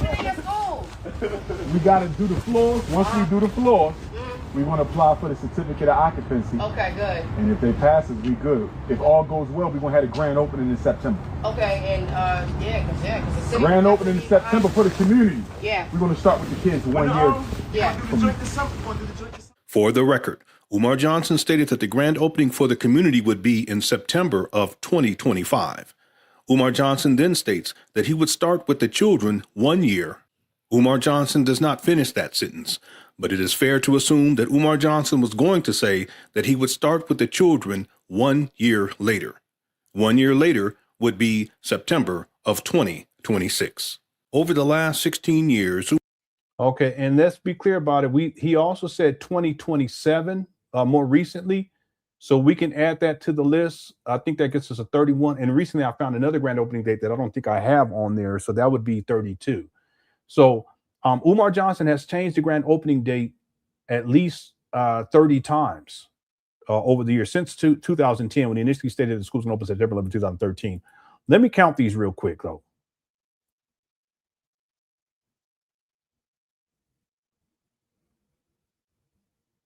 Oh, is this the wrong video? Yeah, this is the wrong video. I'm sorry. Understand that Umar changed the FDMG over the last September of 20. Okay, so let's count these 1, 2, 3. And if you see between January and July, but we'll count that as 1, 2, 3, 4, 5, 6, 7, 8, 9, 10, 11, 12, 13, 14, 15, 16, 17, 18. Is that right? 1, 2, yeah. 19, 20, 21, 22, 23, 24, 25, 26, 27, 28.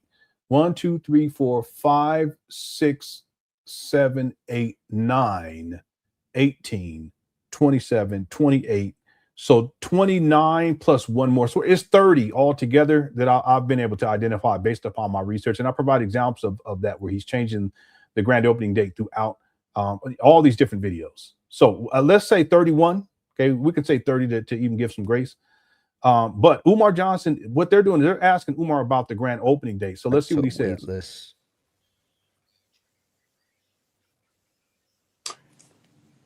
I'm not going to allow anyone to sign up to a wait list until we have a date, because what I don't want to do is tease. I have Umar stating that the waiting list is around the corner. Anyone remember that? Hit the 1. This guy be lying. The parents with the school starting and you not know when it's going to start. That's the only thing that could be worse than the struggle streamers right now. So we don't want to do any signing up or anything until we have a date. Yes, sir. And I tell you, man, I learned a very deep spiritual. What does he mean we don't have a date where he's given 31 different grand opening dates? This guy, man, is crazy. I apologize. I'm so behind in the chat room for the super chats. Real quick, TJ says Umar got to be shopping on Temu. You guys always kind of Temu. Leave Temu alone. Thanks, TJ. The Prentice Smiley sent in become a member. Thank you so much. I appreciate it. I uploaded 2 member videos last week and then 3 the week before that. So thanks. Shout out to all the members. Lady says, was there a specific stream that caused GoFundMe refund? I don't think there was a specific stream. What was happening was that people were asking questions because it had been going on for such a long period at that point, and Umar was acting as if he was looking for a school, and then more people started asking questions. And at a certain point, people who donated to his GoFundMe, they started asking for refunds. And evidently, GoFundMe found reason to give those refunds. And they did, because the conscious stripper actually had. And I have a screenshot. I just couldn't find it. Can't remember what year it was. I didn't archive it properly. So it wasn't a specific stream. It was just the culmination of a lot of people asking questions over time, and because Umar wasn't making any progress, he really hasn't made any progress since. Okay, he purchased these trap bandits, but there was at least $600,000 missing when he purchased them. Enough people started to ask questions, and then enough people started to ask for refunds to where in GoFundMe they realized that they shut him down. So that's the one thing. Umar's never told the story about why it was that he shut down his own GoFundMe, because he didn't. He raised a lot of money, $400,000 over the course of 2 years and 10 months, I think it was. That's a lot of money. It's just free money coming in. He wouldn't shut that down. So why did it get shut down? Because of fraud. Okay. Let me see something right quick. Conscious. I'm looking for or Kim Ringel was her name.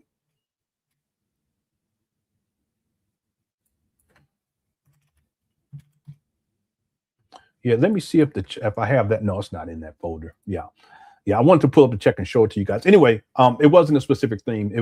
It was a lot of people complaining, and there were people who were asking questions, who were live streaming and talking about it, or doing videos to talk about it. But it was people who actually took the next step to actually contact GoFundMe. People who had donated, and they did, and it was enough for GoFundMe to start issuing refunds. Okay, thank you, lady. User 225 says it's called Breakfast Club because Umar Johnson eat. All right, there you go. TJ says, Lenon, I know you've raised. Yeah. Big Loon says you ain't raised $1 million. I said, I know you raised $1 million. Okay. He said it himself. Okay. He says he's going to have $1 million in 2016, by the beginning of 2017. All right. I already proved it. Thank you, TJ. And then Rated R for Robin says, didn't he say on Lord Jamar that he paid more than $400,000? Yes, he did. Because Lord Jamar watched my first documentary on Umar where I provided the receipt on 400K. I verified that. $400,000. And so Umar says it was more than that. See that? But I also played the video where Umar states that it was around, there was a guy who said he purchased it for $750,000. And Umar says it was around that amount. $400,000 is not around $750,000. That's a wide gap. $350,000 more. No, Umar said that because he wants to pretend, he wants his followers to think that he spent around $750,000 to acquire these trap bandos, because therefore $350,000 he can account for that now. But the truth is, it was $400,000. Umar stated he had $1 million back in 2016. Okay, by the time we get to February 2019, there's at least $600,000 missing. We're not counting 2007 money raised in 2017, 2018. We're not counting money raised in 2010, 11, 12, 13. 6 more years of collecting money. We're not even counting that. But by the time we get to February 2019, without counting 6 other years of collecting donations, Umar Johnson, there's $600,000 missing. So what that also means is that in addition to the $600,000 that's missing, there's also 6 more years of donation monies that's missing. It is extremely likely that we're talking about $1 million, at least $1 million missing by the time we get to February of 2019.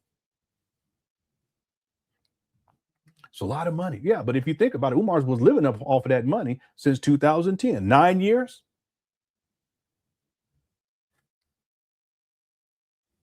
All right. And he did on Lord Jamar. He said it was more. He's a con man. He's a liar, and he stole the money, as they say. Thanks, Ready Offer Robin. User 225 says, only thing Umar Johnson opened is his. Oh my God. Truck Talk says, it's apparently these folks all in. It's apparent. I think you said it's apparent these folks are all in on this. It's no way that they this dumb. Have any platforms tried to book you to dispute his claim? No, they haven't. And if any of them want to come on my platform to debate me on Umar, they're welcome to do so. See, the thing is that I go based upon the research. The documentary is going to be fact-based and research-based. There's stuff that I found on Umar that I haven't been able to verify, and I'm not going to even include it on the documentary. Unless by the time I'm done with the documentary, I'm able to verify it. Other than that, it's Umar Johnson's own words, it's receipts, there's going to be documents, there's going to be photos, videos, the list goes on and on and on, and it's going to be fact-based. If I speculate at all in the documentary, I will tell people I'm speculating. I haven't done that yet while I'm doing this documentary. I'm in 2013. I started from 1974, and I'm in 2013. I haven't speculated. I may have to later on, especially when we get into the St. Paul's College situation, right? But the point, and I'll tell people that hey, listen, this is speculative on my part. But other than that, So no, they can't dispute my claims. They can't, and they wouldn't want, and it's not even that. They can't dispute the facts that I present. And they wouldn't do well at all trying to dispute Umar Johnson's claims. So they wouldn't have me on, and they wouldn't come on my platform either. They wouldn't do it. Again, they're going to get some clicks and views. They're going to make a little money, okay, having Umar on. But that doesn't mean that somehow he's been telling the truth when it comes to FDMG. It's a scam. I've already proven it. Okay? Thank you, Truck Talk. User 225, FDMG needs a barber school because Umar Johnson looked too he looks bad, but I told people that this was going to happen. See, when he gets on these platforms and they pay him a little money, he goes smoke that money up. And then I told people, you start seeing him, he's going to be looking all smoked out. And that's precisely what we see. Man, I told people. Thanks, you, 225. If this is the ancestors' plan, Umar Johnson needs some new. Yeah, Umar tries to frame it like this is the ancestors and all this stuff. This is just metaphysics, spirituality, mumbo jumbo that he uses.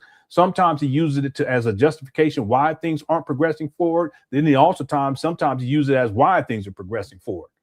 Okay, but at the end of the day, it has to be the individual who makes things happen. Umar has to make things happen. He can't blame it on the ancestors. He can't blame it on white supremacy. He can't blame it on LenonHonor or the Cookie Crush Chat or the white diet or the Archdiocese of Chicago or the white lawyer. I mean, he always blaming somebody. But the common denominator is Umar. And it's problematic because these platforms, they have him and they glaze on him and they don't hold him accountable. And they go along with his foolishness as he makes excuse after excuse after excuse, and then he blames everybody else. He gets on this platform, says he doesn't want to give a date, and yet he's given at least 30 dates, grand opening dates. What does that tell you?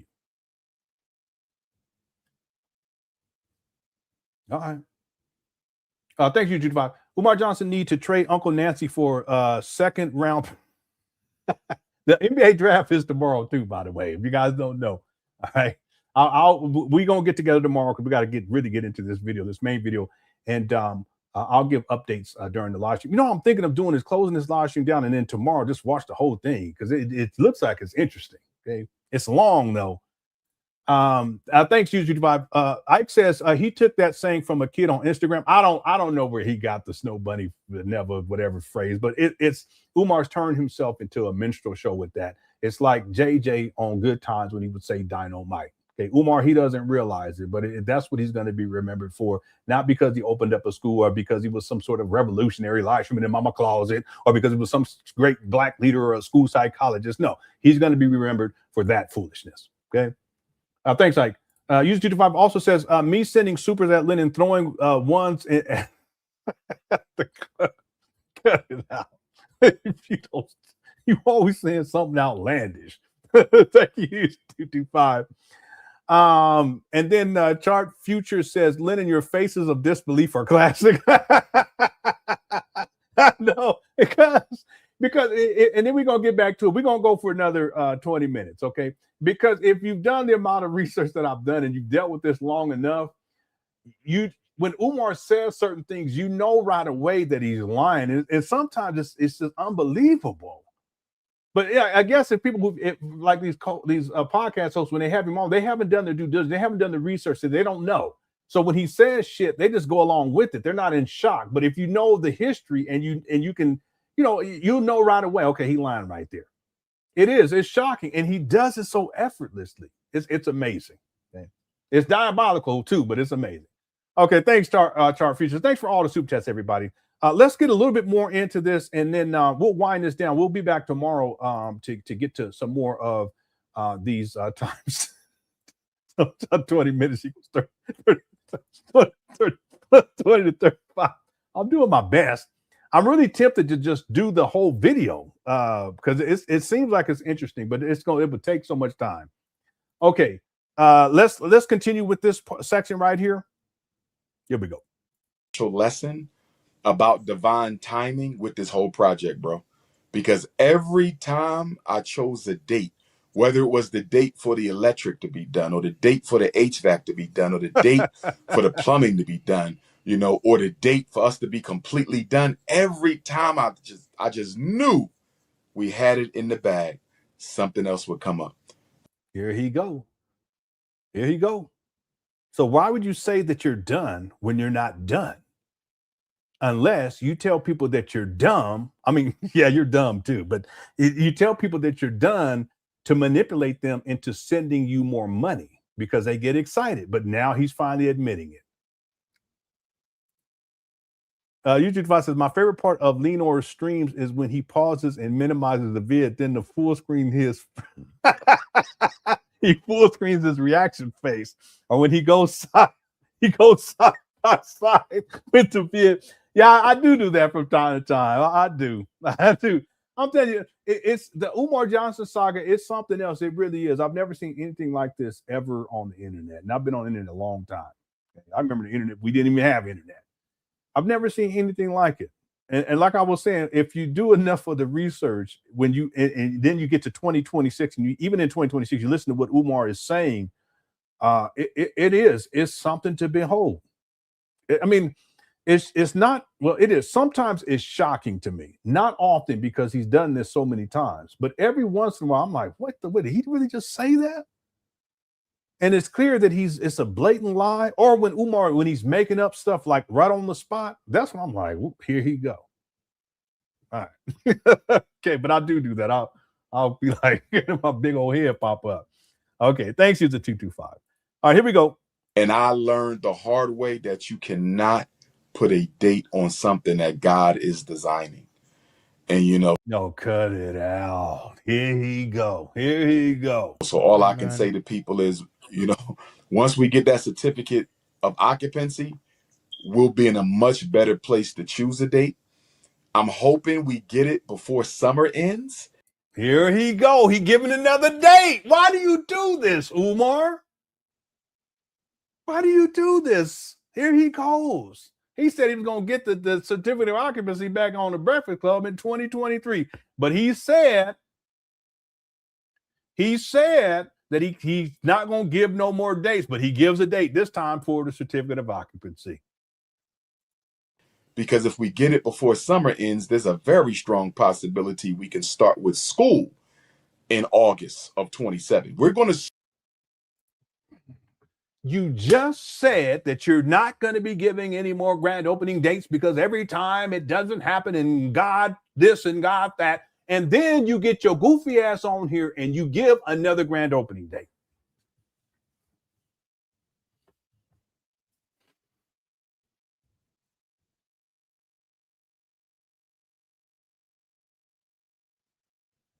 It's so hot up here. I'm putting my computer down tomorrow, downstairs tomorrow when we live stream because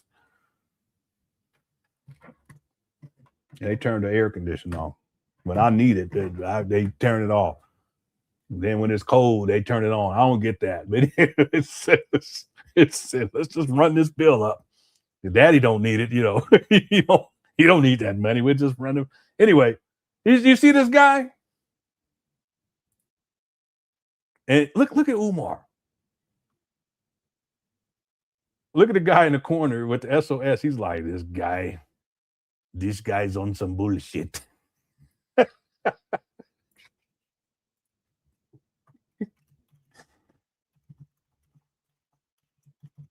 I'm gonna tell you what he said. He said, este tipo está diciendo pura mierda.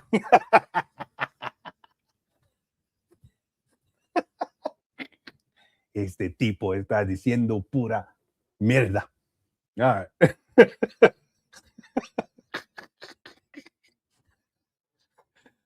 Este tipo está hablando paja.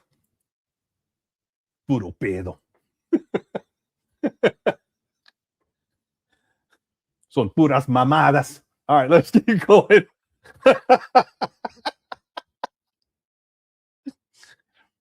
Son puras pendejadas. Okay.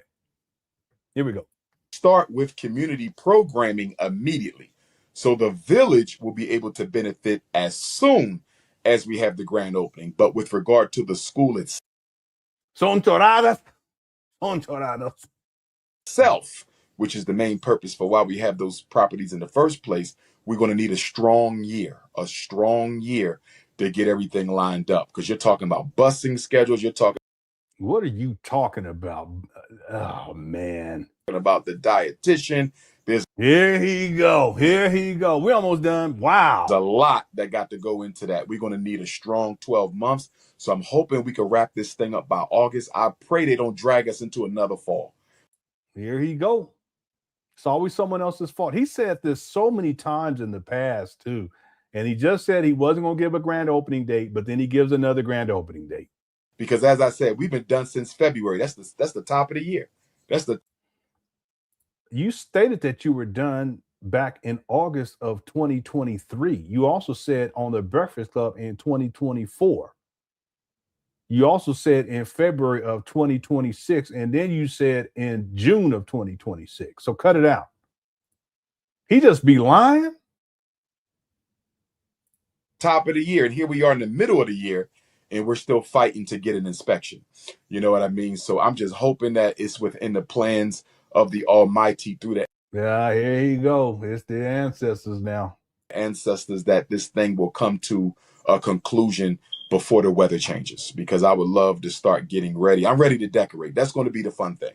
I'm really looking forward to decorating and hanging up some pictures of Garvey and Douglas and other ancestors and bringing the plants in there, African artwork. That's going to be very. See, notice how he keeps running his mouth. If you guys don't mind, we're going to close this out. I want to actually, well, I don't know. We're not going to have time. The only way we can get through all, because it's long, this interview is really long. The only way that we can get through all this, we would have to do 3 live streams to get through this whole video. So what we'll do tomorrow is we'll stick with the timestamps that I have. Let's just let him, I'm going to let him finish off with this foolishness right here, though. therapeutic for me after what we faced these past 7 years. But once we get that certificate of occupancy, we could probably give you a date. You gotta let us know the grand opening. We're coming. And absolutely, we're gonna have the Dancer Project. We're gonna have Space of Solid. You guys, boy, you guys on some bullshit. My Latino brothers. Yeah, listen, I got love for Latinos too. Them Latino women, boy. Oh my God, me gusta mucho. No. That's why I want to be a Jedi. You guys know I was gonna become a Jedi because what's her name was in the what you call it? You know what I'm talking about? You know the Star Wars series. What was her name?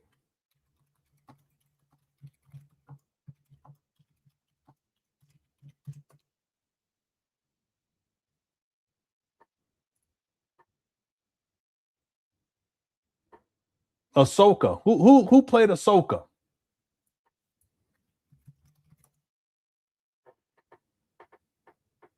Yeah, there she go.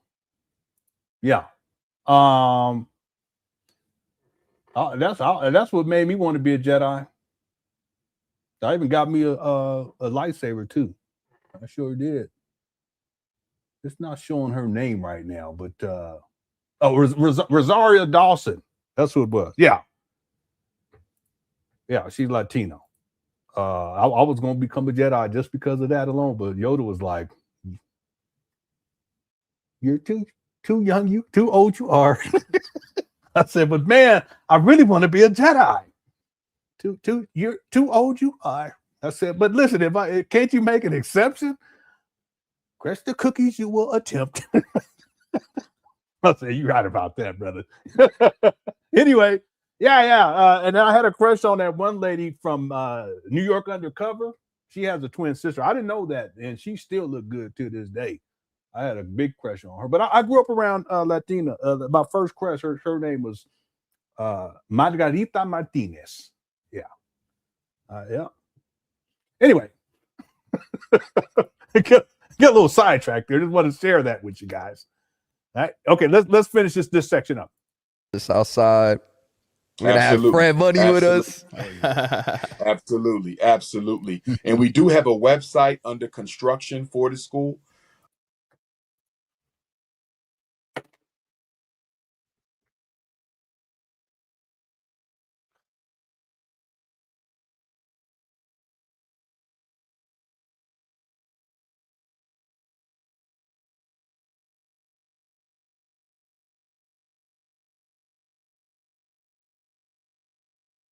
You've been watching these videos because I've been showing. Recently, I showed that janky bum ass website he had back in the day. He's never had an official website for FDMG. He had a website that looked like it was from 1998 or 2000, somewhere around there, with no relevant information on there, and it was called drumarschool.com. Goofy. And here we are in 2026. He still ain't got no website, no FDMG website. How do you conceptualize in 2004 FDMG, but you don't have an official website for FDMG in 2026?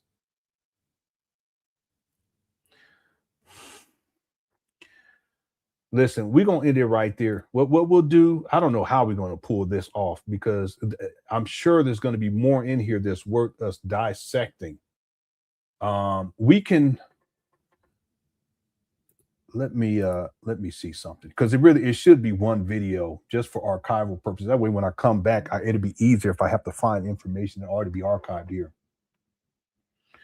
Let me just let him talk for like 2 more minutes or less, and then we're gonna be up out of here. Shout out to one that's a good question. If you're enjoying the show, hit the like button.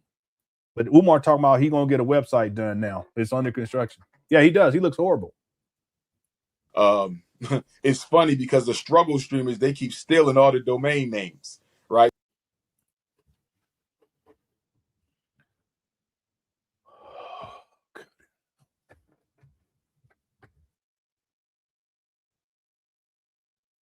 Umar, you're taking a shot at me.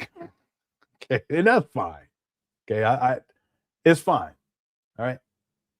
But let's be clear about something. Number one, you live streaming in your mama closet. Okay, at least I'm live streaming in this small little bedroom. Okay, tomorrow I'm gonna put it downstairs though because it's too hot up here. And we gave the children the bigger rooms. The master bedroom we gave to our two daughters. They got plenty of space, a beautiful bathroom, and they look out the window and it's a lake out there.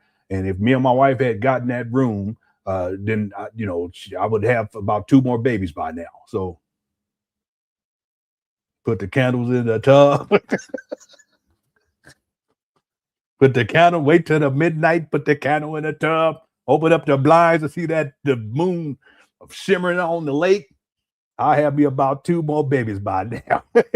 Anyway, the point I want to make is your ass live streaming in your mama closet. Who's a struggle streamer? But this is Umar taking a shot at me because I think he's under the belief that I was a owner of the FDMG.com domain name, which I wasn't. Never was. There was someone who purchased it and took hold of it. And what they did was they redirected it, because you could do that. You could buy a domain name, people type it in, and it redirect you someplace else. And guess where they redirected it to? They redirected it to my YouTube page. So I don't know who that person was, but that's what they did. But Umar, no, I never owned it. So don't put that on me. You always lying about shit. But that's you trying to take your little shot. I get it. Someone said, yeah. You need to go get FDMG.com. Yeah, it is. It was funny. I don't know who that person was, but they did it. And then one time they was on my chat room. They said, go type in FDMG.com. And I typed it in and it kept redirecting me back to my YouTube page. I was like, what's wrong? I thought something was wrong with my browser. No, that wasn't what it was. It was a redirect. But that's why Umar's saying this, because he's trying to take a shot. He just can't say my name because he's a marshmallow. He used to say my name back in the day. He sure did. Talking about this Goonie gonna pull up. You're gonna pull up on LenonHonor. We gonna pull. Yeah, shut your ass up. You ain't gonna do it. You ain't gonna do shit. You're not gonna do shit. All right, here we go. Instruction for the school. It's funny because the struggle streamers, they keep stealing all the domain names, right? So all the FDMGs have been stolen. So we have to do something else. So right now, I'm just telling people to follow me on my Instagram as well as my Patreon, patreon.com/Dr. Umar. I have the Dr. Umar online book club right now. We're reading Race First, the organization on. What about the Big Papa podcast though? In drumar.tv.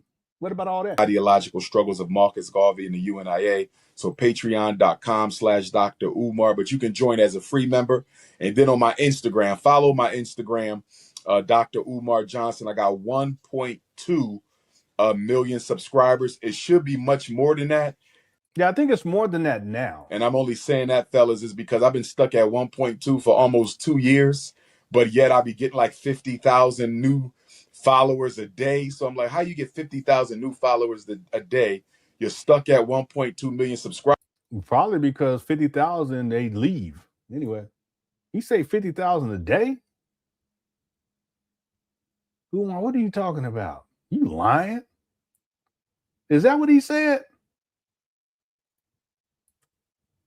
That, and I'm only saying that, fellas, is because I've been stuck at 1.2 for almost 2 years, but yet I'll be getting like 50,000 new followers a day. So I'm like,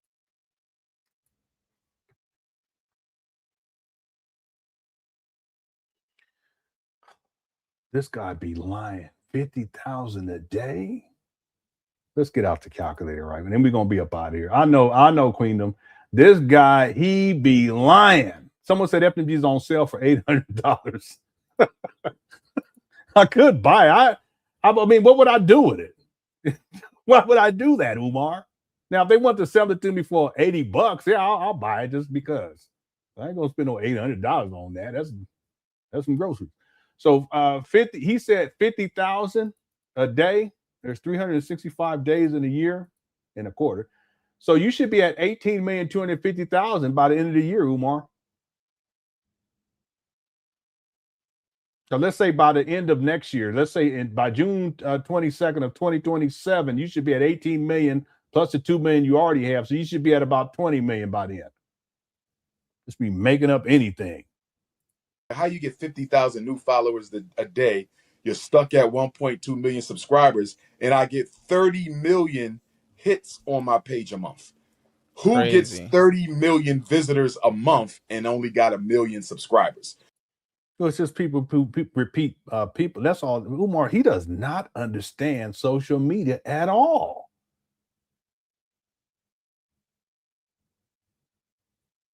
He has no clue.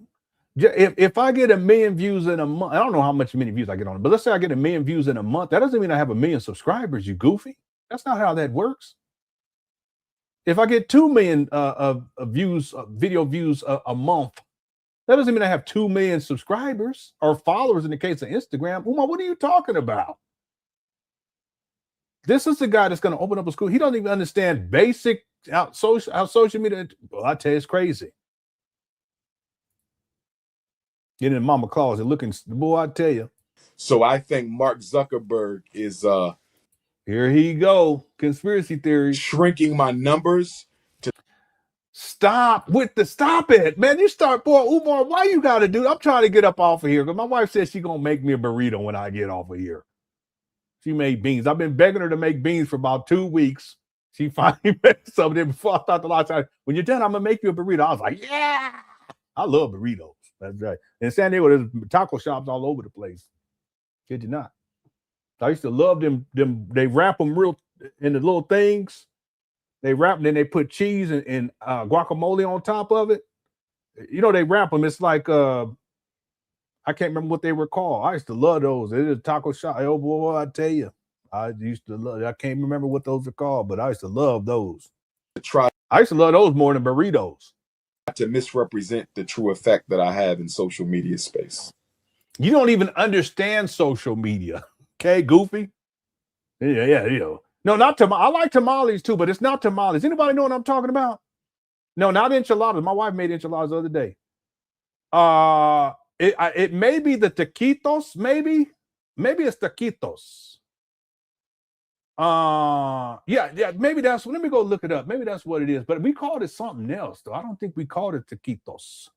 Yeah, they're kind of like rolled tacos, but maybe it is taquitos. Let me look. Yeah, that's what it was. Because they would put it in the thing, and then they put cheese on it, salsa, and guacamole on top. I used to love them things, and they be crunchy too. They be crunchy. You just anyway. Shout out to all of my Latino brothers and sisters in the house in the Cookie Crush chat. For real though, I have a lot of respect for Latinos and especially Mexicans. I grew up around them. Okay. Then them women, them Mexican women, they be the Latino boy. I tell you, that's how I know there's a guy. It wouldn't be so much beauty on the earth otherwise. Okay. Anyway, I'm married too, by the way. I'm just talking. I'm just running my mouth. Just don't want. Okay. Anyway, let's finish this up. Here we go. You want to know what's odd, and not to bring up something else, but it's, you know, they boost the platform for somebody like a Chud the Builder, who I couldn't believe wasn't silenced sooner. Right. At the first time I seen the video. What is he, Bob the Builder? What are you talking about? Okay, let's end it right here because that gets us to the first sequence of timestamps. You know, instead of watching this whole thing, I think what we'll do tomorrow is we'll pick up where I have these other timestamps, and I may go back and play these other ones. You know what I should do is okay, if I could find the time, I don't think I will, but if I could find the time, I'm just going to edit. I'll do a video. I'll go into Premiere Pro and I'll edit this down to where only these timestamps appear, and they'll appear in sequence in terms of timestamps. That's what I'm going to attempt to do tomorrow. If not, what we'll do is we'll get in. I'll play these 3 timestamps that took us like 2 hours to get through, but these three timestamps real quick. I won't even talk on it. I will just play those, and then we'll get into the other timestamps. That way. We can get through this video. I don't plan on live streaming on Thursday either. So I do plan on live streaming tomorrow and hopefully on Wednesday as well, because I got a really busy week this week. By the way, shout out to James. James sent me the video that we have been talking about for months. And I want to, this is a different video though. No, wait, it's just at the screenshot. That's what it is. Okay. Let me export this. And this is where Umar says that he fears that his daughter will expose him someday. Yeah, here. Yeah, this is it right here. Oh, there's two of them. Okay, let me export this right quick. And shout out to Brother James for sending me this. I appreciate it. So let me export this. And then we'll be up out of here. It's only like a 2-minute video. Thank you guys so much. If you enjoyed the show, make sure you hit that like button. I definitely enjoyed it. I had a good time. We'll call this Umar Johnson fears being exposed by his daughters. Okay, and I'm going to put on here James, just so that'll be I'll remember mine. I'll have to find it again. I can just type that in. Okay, it's exporting right now, and it is now exported. Okay, it's encoding, but by the time I get over here, it should be done. And let me pull this up, and then we'll be up out of here. Thank you guys again for tuning on. Thanks to everyone who sent in super chats as well. I really appreciate the support. I don't take it for granted, and I want you guys to know that you guys have been so gracious, you know. And thanks to everyone who's tuned in. If you're subscribed, thank you for that. If you're a member, thank you to members too, because y'all help keep things going. Thank you so much for all of the support. Okay, so where is this? Okay, here it is right here. So this is the video, okay, that I've been talking about, but I couldn't find it. I found it and I lost it again. Here we go.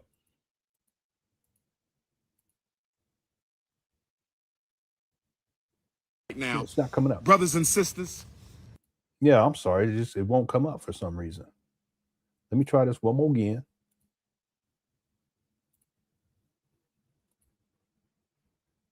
Okay. Nope. It's like I don't know. Just we're not allowed to watch this. Is that what it is? I know why. Okay, hold on one second. Yeah, I got to re-export it.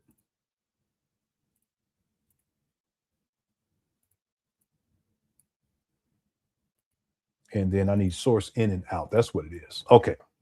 Umar Johnson fears being exposed by his daughters. I'll put James in here. Shout out to James. Thank you so much, bro. Okay. That's why it took so long, because it was exporting the whole thing. It's just exported. It's already done. All right. Here we go. Thank you guys for your patience. And then we'll be up out of here. Here it is. And she may expose me on one of these podcasts one day and say, Daddy, you're the reason I can't find good black love because you never validated me as a woman. You feel me? If you with me, you with me. If you ain't, you ain't. I'm not begging nobody. The only thing good that's coming out of this unfortunate situation is everybody got to pick a side. Pick a side and stay on it. See, this is after his daughter exposed him. This is in 2025. Wow. The irony. I wasn't there for my daughter. And she may expose me on one of these podcasts one day and say, Daddy, you're the reason I can't find good black love because you never validated me as a woman. You feel me? Yeah, see, he's a deadbeat. He wasn't there for his daughters. And last year, 2025, one of his daughters came on and exposed him as a deadbeat, which we already knew anyway. I already knew that. I've been talking about that for years. So Umar already knew. Okay, he knew. It was like almost a premonition. I don't know what year this video is from where he's saying that, but I have the video. I just got to go back and find it, and then I'll know what year it was. He was being interviewed someplace. Yeah. He wasn't at home. He did ain't no daddy at home disorder. That's Umar. That's his disorder. What's up, Okay. Umar's disorder is ain't no daddy at home because he ain't at home with his kids. All right. Real quick. U225 says Umar Johnson want to be FDMG's principal and youth guy. All right. He talks a lot about Umar Johnson's shirt looked like a barber cape, yet his hair. I don't know why Umar be dressing like that. Bank account, domain. Next up, it'll be his cookies. All right. Yeah, he trying to blame me for the domain thing. Ain't got nothing to do with me. Thanks, User 225, but it is up for sale if anyone wants to buy it. Okay, if it went on sale for cheaper, I would buy it just because. You know, why not? Okay, thank you guys again for tuning on in. Shout out to everyone inside the Cookie Crush chat. Thanks to the mods too as well for handling business. I appreciate it. We'll be back with another live stream tomorrow. We'll pick up where we left off here, and I'll set the show up right after we're done with this live stream. Again, thank you guys for tuning on in. Also, if you let me close out this poll. Are FDMG renovations done? 91% said no, 9% said yes. There were over 1,400 votes. Let me go ahead and close that out so it's archived. And then our goal for likes was 400. Then we moved to 500, and we got to 621. Thank you guys so much, everyone. Okay, I appreciate y'all for all your support. Okay, we'll be back tomorrow. The NBA draft will be on, and I'll give updates while we're live streaming. I also have a video that I want to do where I give you guys my NBA top 10 players of all time, but I have to do that. I may just upload it as a separate video, but I like to do it as a live stream. Okay, thank you guys again for tuning on in, and as we always do. Message. Thank you, Sister Avanti, $10 coming on the Cash App. Thank you, sister. Next time, make it 20, but thank you for that 10. I know you barely had that. Thank you, sister. All right. Black Mario, next time, make it 20. The album Scammer Visions. Record label is Bando Records. I did the editing. I appreciate that $10 donation. I really do. But next time, make it 20. Next time, make it 20. Afro Punk. I'm gonna have to watch the whole video though. After the program was through, I gotta find the original one. I have it. Said, brother, here's $10. I'm supporting you. Thanks, Alma Mama.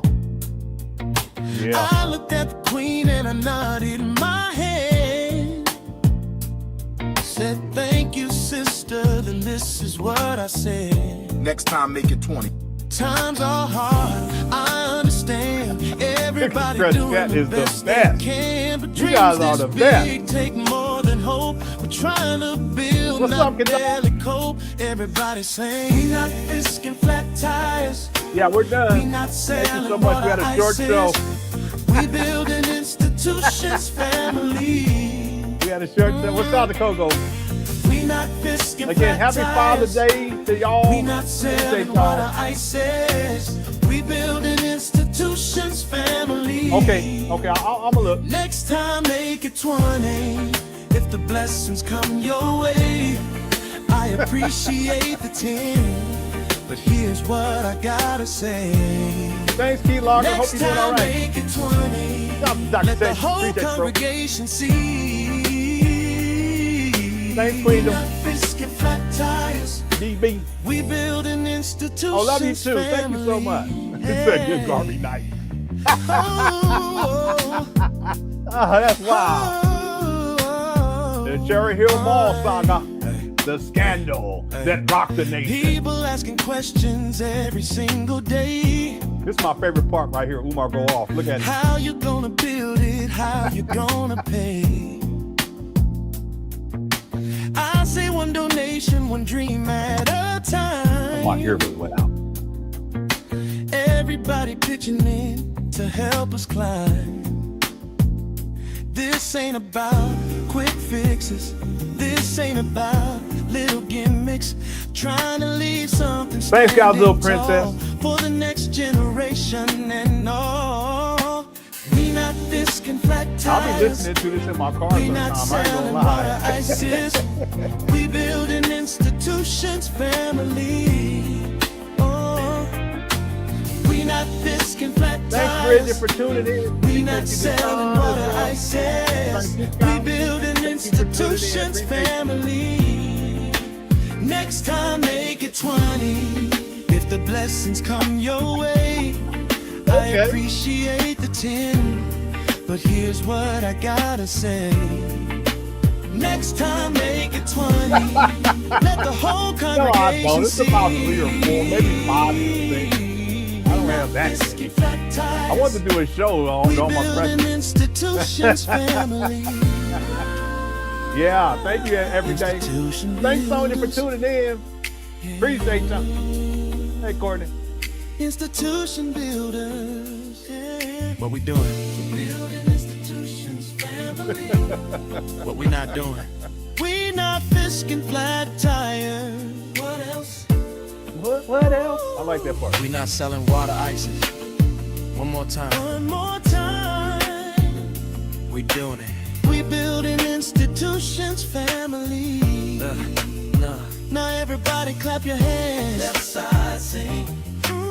We not fisking flat tires. Right side sing. It's all right good. side sing. It's all good. Everybody together.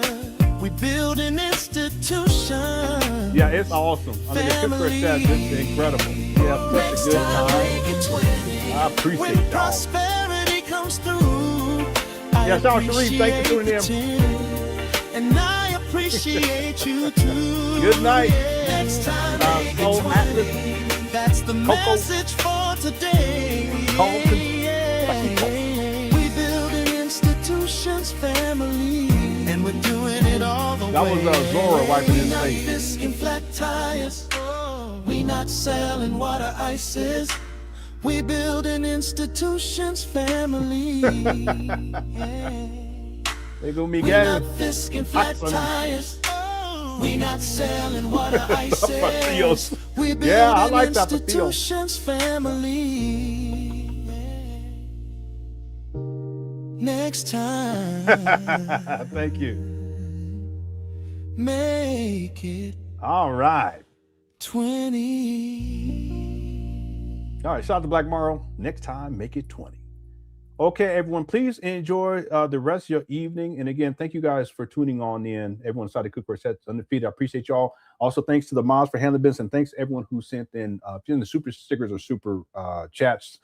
Thank you. Okay, I appreciate the support. Okay, we'll be back tomorrow within the live stream. Until then, please, enjoy. Okay, love y'all. Take care. Peace.